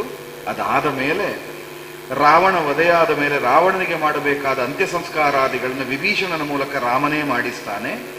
ಮಾಡಿಸಿದ ಮೇಲೆ ಸೀತೆಯನ್ನು ಕರೆಸ್ತಾನೆ. ಸೀತೆಯನ್ನು ಸ್ವೀಕರಿಸುವಲ್ಲಿದ್ದ ಬಂಧಕವನ್ನು ಹೇಳಿ ಸೀತೆಯ ಅಗ್ನಿಪ್ರವೇಶ ಪ್ರಕರಣವನ್ನು ಮುಗಿಸ್ತಾನೆ. ಇಷ್ಟಾಗುವ ಹೊತ್ತಿಗೆ ನಾವು ಹೋಗಿ ಸೇರುವುದಕ್ಕಿದ್ದ ಗಳಿಗೆ 9-10 ಮಾತ್ರ ಅಂತ ಗೊತ್ತಾಗಿ ಭರತನಿಗೆ ಸಂದೇಶವನ್ನು ಮುಟ್ಟಿಸಬೇಕು ಎನ್ನುವ ಕಾರಣಕ್ಕೆ ಹನುಮಂತನನ್ನು ಕರೆದು ಭರತನಿಗೆ ಸಂದೇಶವನ್ನು ಮುಟ್ಟಿಸ್ತಾನೆ, ರಾಮ ಬರ್ತಾ ಇದ್ದಾನೆ ಅಂತ. ಪುಷ್ಪಕ ವಿಮಾನವನ್ನು ಏರಿ ಸೀತಾರಾಮರು ವಾನರಾದಿಗಳನ್ನು ಕೂಡಿಸಿಕೊಂಡು ಲಂಕಾ ಭೂಮಿಯಿಂದ ಅಯೋಧ್ಯೆಯವರೆಗೆ ಅಥವಾ ನಂದಿ ಗ್ರಾಮದವರೆಗೆ ಪ್ರವೇಶ ಮಾಡುತ್ತಾರೆ. ಅಯೋಧ್ಯೆಯ ಪುರಬಾಯಿಯಲ್ಲಿರುವುದು ನಂದಿ ಗ್ರಾಮ. ನಂದಿ ಗ್ರಾಮವನ್ನು ಸೇರಿ ಭರತ ಸಂದರ್ಶನವನ್ನು ಮಾಡಿ ಭರತನಿಗೆ ಆಶೀರ್ವಾದವನ್ನು ಮಾಡಿ ಭರತನನ್ನು ಕೂಡಿಕೊಂಡು ಅಯೋಧ್ಯೆಗೆ ಬರ್ತಾರೆ. ಸಾಧಿಸಿದ ಬರುವಾಗ ದಾರಿಯಲ್ಲಿ ಭರದ್ವಾಜರಲ್ಲಿ ಹೋಗಿ ಆತಿಥ್ಯವನ್ನು ಪಡೆಯುತ್ತಾರೆ. ಇತ್ಯಾದಿಗಳು ನಡೀತದೆ. ಅದೆಲ್ಲ ನಡೆದು ಅಯೋಧ್ಯೆಗೆ ಬಂದು ಮುಟ್ಟುತ್ತಾರೆ. ಅಯೋಧ್ಯೆಗೆ ಬಂದ ಮೇಲೆ ಆಗಬೇಕಾದ ಮಹತ್ ಕಾರ್ಯ ರಾಮ ಪಟ್ಟಾಭಿಷೇಕ. ಅದನ್ನು ನಾವು ಕಾಣೋಣ. ವರ ಶುಭೋದಯ ಲಗ್ನದಲ್ಲಿ ಶಂಕರ ವಿರಿಂಚಿ ಸುರೇಂದ್ರ ಮುಖ್ಯ ಅಮರರ ಸಂದಣಿ ಮಿಗಿಲು ಸುರನಾರಿಯರ ಸಂಭ್ರಮದ ಸುರಮುನೀಂದ್ರರ ವೇದಘೋಷದಲ್ಲಿ ಅರಸುತನದ ಅಭಿಷೇಕ ಮಿಗೆ ವಿಸ್ತರಿಸಿದುದು ರಾಮಂಗೆ. ಶಂಕರ ವಿರಿಂಚಿ ಸುರೇಂದ್ರ ಮುಖ್ಯರ ಸಂದಣಿ ಮಿಗಿಲು ಸುರಮುನೀಂದ್ರರ ವೇದಘೋಷದಲ್ಲಿ ಅರಸುತನದ ಅಭಿಷೇಕ ರಾಮಂಗೆ ವಿಸ್ತರಿಸಿದುದು ಸುಗ್ರೀವಾದಿಗಳು ನಲಿಯೇ. ಸುಗ್ರೀವಾದಿಗಳು ನಲಿಯೇ ರಾಮಂಗೆ ಅರಸುತನದ ಅಭಿಷೇಕ ವಿಸ್ತರಿಸಿದುದು ಅರಸುತನದ ಅಭಿಷೇಕ ವಿಸ್ತರಿಸಿದುದು.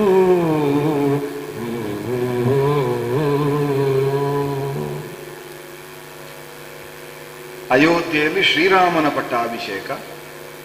ಪಟ್ಟಾಭಿಷೇಕದ ದಿವ್ಯ ಸಭೆಗೆ ಸಕಲರೂ ಬಂದಿದ್ರು ಅಂತ. ಗೃಹಗಳು, ಋಷಿಗಳು, ನಕ್ಷತ್ರ ಪ್ರತಿನಿಧಿಗಳು ಎಲ್ಲರೂ ಬಂದಿದ್ರು. ದೇವತೆಗಳು ಸ್ವರೂಪಗಳು ಬೇರೆ ಬೇರೆ ಆಗಿ ಹರವಿರಂಚಿಗಳು ಕೂಡ ಬಂದಿದ್ರು ಅಂತ ವರ್ಣನೆಯನ್ನು ಮಾಡುತ್ತಾರೆ. ಅತ್ಯಂತ ಭವ್ಯವಾದ ಸಭೆಯಲ್ಲಿ ಋಷಿ, ವಾನರ, ರಾಕ್ಷಸ, ಮಾನುಷ, ದೇವ, ಪಕ್ಷಿ, ಪ್ರಾಣಿ ಹೀಗೆಲ್ಲ ವರ್ಗದ ಪ್ರಾತಿನಿಧ್ಯದ ಮಧ್ಯದಲ್ಲಿ ರಾಮನಿಗೆ ಪಟ್ಟಾಭಿಷೇಕವನ್ನು ಮಾಡುತ್ತಾರೆ ಬೆಳ್ಗೊಡೆಯ ಕೆಳಗೆ. ಸುದೀರ್ಘವಾಗಿ ಸಾಗಿ ಬಂದ ಸೂರ್ಯ ವಂಶದಲ್ಲಿ ರಾಮ ವರಿಷ್ಠನೂ ಜ್ಯೇಷ್ಠನೂ ಆದಂತಹ ಅರಸನಾಗಿ ಪಟ್ಟಾಭಿಷೇಕದಲ್ಲಿ ರಾಜಾರಾಮನಾಗುತ್ತಾನೆ. ಅಲ್ಲಿವರೆಗೆ ರಾಮ ಶ್ರೀರಾಮ, ಅಲ್ಲಿಂದ ರಾಜಾರಾಮನಾಗಿ ಸೂರ್ಯವಂಶವನ್ನು ಪಾಲಿಸ್ತಾನೆ. ರಮತೆ ತೇನ ರಾಮ ಎಂಬ ನೆಲೆಯಿಂದ ಪ್ರಜಾವತ್ಸಲನಾಗಿ ಪ್ರಜೆಗಳನ್ನು ರಮಿಸುವ ರಾಮನಾಗಿ ಅಲ್ಲಿಂದ ಕಾಣಿಸಿಕೊಳ್ತಾನೆ. ಅಲ್ಲಿಯವರೆಗೆ ಸಕಲರನ್ನೂ ರಮಿಸಿದವನು ರಾಮ. ಹುಟ್ಟಿದಾಕ್ಷಣದಲ್ಲಿ ಮೊದಲು ಮುಖ ನೋಡಿದ ತಂದೆ ದಶರಥನನ್ನು ರಮಿಸಿದ. ಮತ್ತೆ ಆಶೀರ್ವಚನಕ್ಕೆ ಬಂದ ವಸಿಷ್ಠ ವಿಶ್ವಾಮಿತ್ರರೆಂಬ ಋಷಿಗಳನ್ನು ರಮಿಸಿದ. 3 ಮಂದಿ ತಾಯಂದಿರನ್ನು ರಮಿಸಿದ. ವೇದವನ್ನು ಉದ್ಧರಿಸಿದ ರಾಮನು 4 ವೇದಗಳನ್ನು ರಮಿಸಿದ. 5 ಭೂತಗಳು ಪಂಚಭೂತಗಳನ್ನು ರಮಿಸಿದ. ಷಟ್ಶಾಸ್ತ್ರಗಳನ್ನು ರಮಿಸಿದ. 7 ಋಷಿಗಳನ್ನು ರಮಿಸಿದ. 8 ದಿಕ್ಪತಿಗಳನ್ನು ರಮಿಸಿದ. 9 ಗ್ರಹಗಳನ್ನು ರಮಿಸಿದ. ದಶಕಂಠನನ್ನು ವಧಿಸಿ ದಶ ದಿಶೆಯಲ್ಲಿದ್ದ ಸಜ್ಜನರನ್ನು ರಮಿಸಿದ. ದೇವವರ್ಗದ 11 ರುದ್ರರನ್ನು ರಮಿಸಿದ. 12 ಆದಿತ್ಯರನ್ನು ರಮಿಸಿದ. ಹೀಗೆ 12 ಮಂತ್ರ ಪ್ರಣೀತನಾದ ಮಹಾವಿಷ್ಣು ಶ್ರೀರಾಮ ಎಂಬ ಅವತಾರದಿಂದ ಭೂಮಿಗಿಳಿದು 12 ಬಗೆಯಿಂದ 12 ಸ್ವರೂಪಗಳಿಂದ 12 ನೆಲೆಯಿಂದ ರಮಿಸಿದ ಅಂತ ಶಾಸ್ತ್ರಜ್ಞರು ಹೇಳ್ತಾರೆ. ಅಂದರೆ ಯಾರು ಯಾವ ರೀತಿಯಿಂದ ರಾಮನನ್ನು ಕಾಣುತ್ತಾರೋ ಆ ರೀತಿಯಲ್ಲಿ ರಾಮ ಕಾಣಿಸಿ ರಮಿಸಿದ ಅಂತ. ಇಷ್ಟು ಆನಂದವನ್ನು ಕೊಟ್ಟ ಮತ್ತೊಂದು ದೈವವನ್ನು ನಮ್ಮ ದೈವ ಪರಂಪರೆಯಲ್ಲಿ ನಾವು ಕಾಣಲಿಲ್ಲ. ದೇವವರ್ಗದಲ್ಲಿ ರಾಮನಷ್ಟು ರಮಣೀಯಕನಾದ ದೇವರನ್ನು ನಾವು ಕಾಣಲಿಲ್ಲ. ಕೃಷ್ಣನದ್ದು ಇನ್ನೊಂದು ಮುಖ, ಅದು ಈ ಮುಖದಿಂದ ಕಾಣುವುದಕ್ಕೆ ಸಾಧ್ಯ ಇಲ್ಲ. ರಾಮನಷ್ಟು ರಮಣೀಯಕ. ನೀವು ಹೇಗೆ ಯೋಚಿಸಿದ್ರೋ ಹಾಗೆ. ತುಂಬ ಮುಗ್ಧನಾದ ರಾಮ ಬೇಕು ಅಂತ ಬಯಸಿದವರಿಗೆ ಬಹಳ ಮುಗ್ಧನಾಗಿ ಕೌಸಲ್ಯಗೆ ಕಾಣಿಸಿಕೊಂಡ, ಏನು ಗೊತ್ತಿಲ್ಲದ ಮಗುವಿನಂತೆ. ತುಂಬ ಪ್ರಬುದ್ಧನಾದ ರಾಮ ಬೇಕು ಅಂತ ಬಯಸಿದ ವಸಿಷ್ಠರಿಗೆ ತುಂಬ ಪ್ರಬುದ್ಧನಾದ ರಾಮನಾಗಿ ಕಚ್ಚಿ ರುಚಿ ನೋಡಿ ಬಿಟ್ಟ ಎಂಜಲು ಹಣ್ಣನ್ನಾದರೂ ತಿನ್ನುವ ದೇವರು ಬೇಕು ಅಂತ ಬಯಸಿದ ಶಬರಿಗೆ ಎಂಜಲು ಹಣ್ಣನ್ನು ತಿನ್ನುವ ರಾಮನಾಗಿ ಕಾಣಿಸಿಕೊಂಡ. ಕಷ್ಟದಲ್ಲಿದ್ದ ನನ್ನ ಹೆಂಡತಿಯನ್ನು ಬಿಡಿಸಿಕೊಟ್ಟು ಅಭೇದ್ಯನಾದ ವಾಲಿಯನ್ನು ಮರ್ದಿಸುವ ವಿಕ್ರಮಿ ಬೇಕು ಅಂತ ಯೋಚಿಸಿದ ಸುಗ್ರೀವನಿಗೆ ಪರಮ ವಿಕ್ರಮಿಯಾಗಿ ಕಾಣಿಸಿಕೊಂಡ. ಸದಾ ನನ್ನನ್ನು ಸಂರಕ್ಷಿಸುವ ತಾಯಿ ತಂದೆ ಬಂದು ಸಕಲವಾಗಿ ಪಾಲಿಸುವ ಅನಾಥ ರಕ್ಷಕನಾದ ದೇವರು ಬೇಕು ಅಂತ ಬಯಸಿದ ಹನುಮಂತನಿಗೆ ದೇವರಾಗಿ ಕಾಣಿಸಿಕೊಂಡ. ಆಪತ್ಕಾಲದಲ್ಲಿ ರಕ್ಷಿಸುವ ಅನಾಥ ರಕ್ಷಕನಾದ ದೇವರಾಗಿ ಲಂಕೆಗೆ ಬರಬೇಕು ಅಂತ ಪ್ರಾರ್ಥಿಸಿದ ವಿಭೀಷಣನಿಗೆ ಲಂಕಾಗಮನವನ್ನು ಮಾಡಿದ ರಾಮನಾಗಿ ಕಾಣಿಸಿದ. ನನಗೆ ಮೋಕ್ಷ ಕೊಡುವುದಕ್ಕೆ ಸಂಸ್ಕಾರ ಮಾಡುವುದಕ್ಕೆ ರಾಮ ದೇವರು ಬರಬೇಕು ಅಂತ ಯೋಚಿಸಿದ ಪಕ್ಷಿಗಳಲ್ಲಿ ಒಂದು ಪಕ್ಷಿಯಾದ ಜಟಾಯುವಿಗೆ ಮೋಕ್ಷದಾಯಕನಾಗಿ ಕಾಣಿಸಿದ.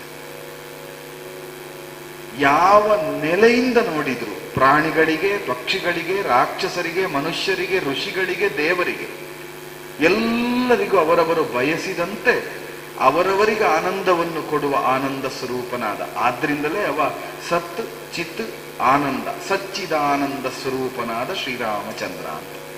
ಯುಗ ಕಳೆದಿದೆ, ಕಲಿಯುಗವನ್ನು ನಾವು ಸೇರಿಕೊಂಡಿದ್ದೇವೆ. ಕಲಿಯುಗದಲ್ಲಿಯೂ ತುರ್ಯಾವಸ್ಥೆಯಲ್ಲಿ ನಾವಿದ್ದೇವೆ. ಧರ್ಮ ಅಂದ್ರೆ ಏನು ಅಂತ ಕೇಳದ, ಧರ್ಮಾಚರಣೆಗೆ ಮನಸ್ಸಿಲ್ಲದ ಬಹುಮಂದಿಗಳ ಮಧ್ಯದಲ್ಲಿ ನಾವಿದ್ದೇವೆ. ಈಗಲೂ ನಮಗೆ ನಾವು ಬಯಸಿದಂತೆ ರಾಮ ಕಾಣಿಸಿಕೊಳ್ತಾನೆ.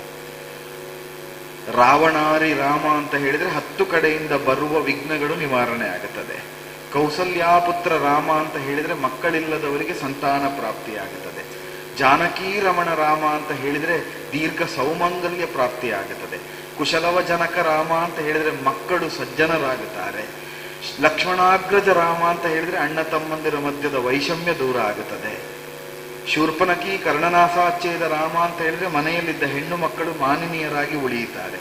ಯಾವ ನೆಲೆಯಿಂದ ರಾಮನನ್ನು ನಾವು ಕಾಣುತ್ತೇವೋ ಆ ನೆಲೆಯಿಂದ ರಾಮ ನಮಗೆ ಆನಂದಪ್ರದಾಯಕನಾಗಿ ಒದಗಿ ಬರ್ತಾನೆ.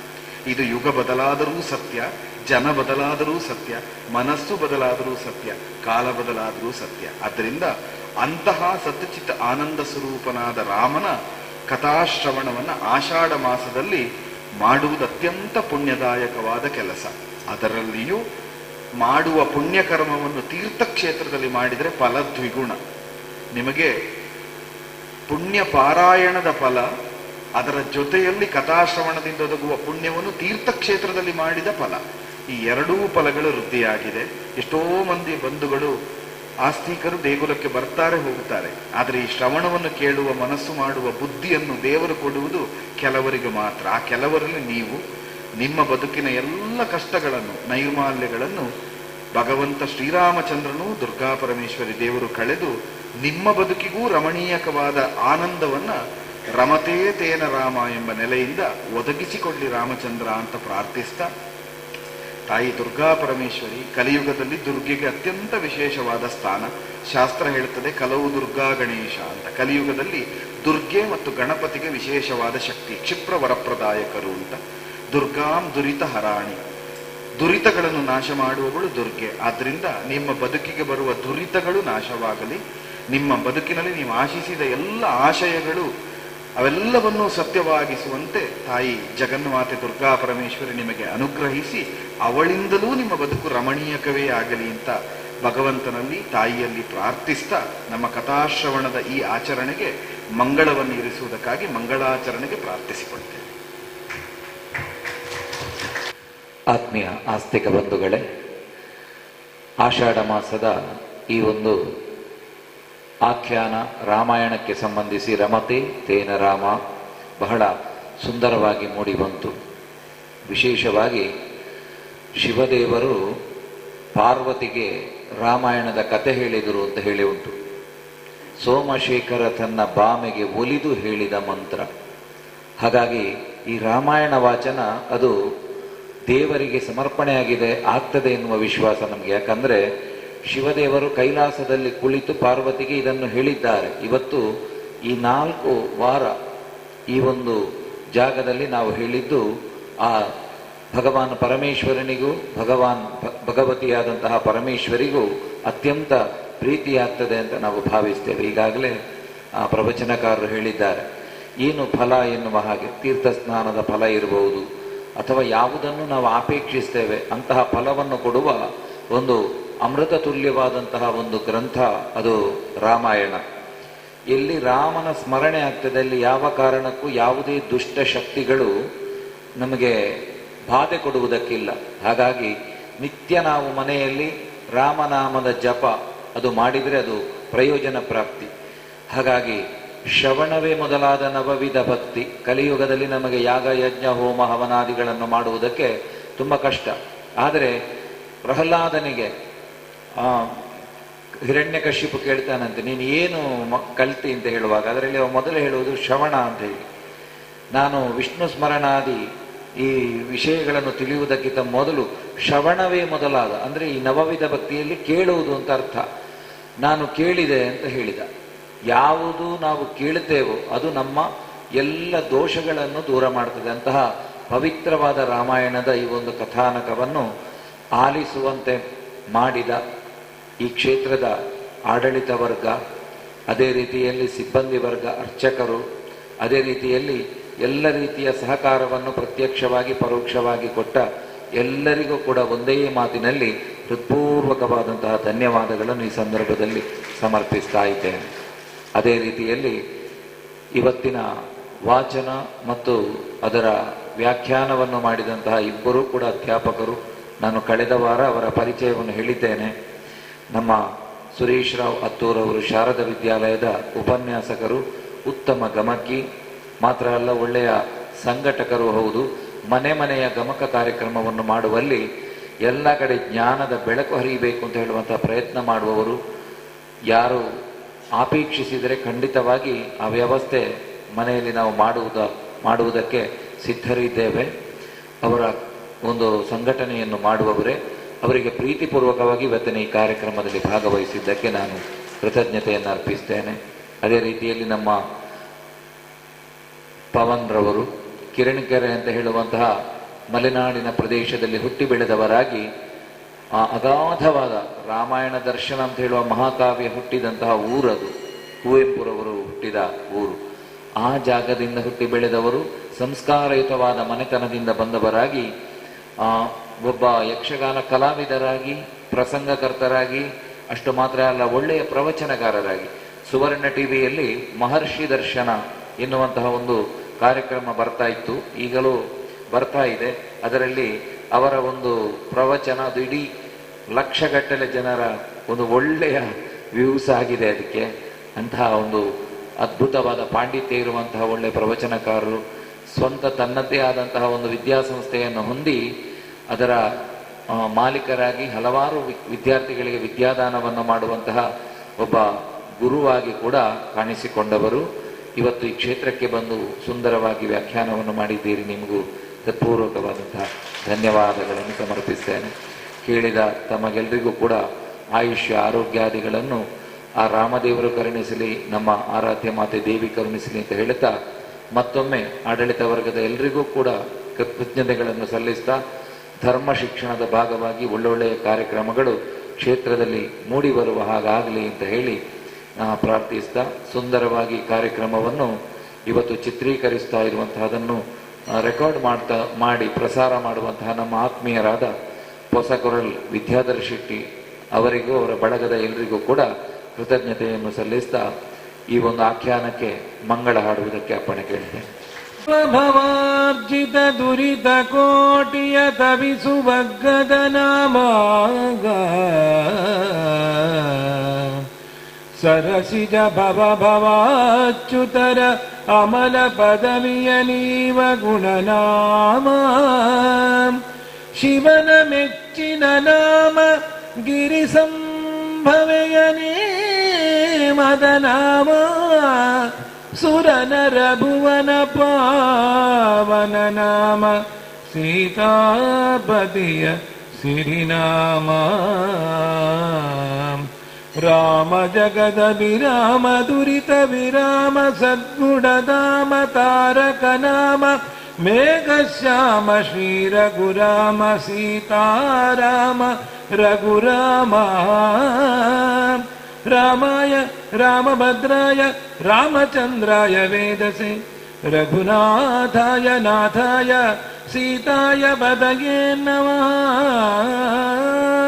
ಸರ್ವಮಂಗಲ ಮಾಂಗಲ್ಯೆ ಶಿವೆ ಸರ್ವಾರ್ಥ ಸಾಧಕೆ ಶರಣ್ಯೇ ತ್ರಯಂಬಕೆ ದೇವಿ ನಾರಾಯಣಿ ನಮೋಸ್ತುತೆ. ಯಾ ದೇವಿ ಸರ್ವಭೂತೇಷು ಮಾತೃರೂಪೇಣ ಸಂಸ್ಥಿತ ನಮಸ್ತಸ್ಯೈ ನಮಸ್ತಸ್ಯೈ ನಮಸ್ತಸ್ಯೈ ನಮೋ ನಮಃ. ಮಂಗಲಂ ಭಗವಾನ್ ವಿಷ್ಣು ಮಂಗಲಂ ಮಧುಸೂದನ ಮಂಗಲಂ ದೇವಕೀ ಪುತ್ರೋ ಮಂಗಲಂ ಗರುಡಧ್ವಜ ಮಂಗಲಂ ಮಂಗಲಂ ಮಂಗಲಂ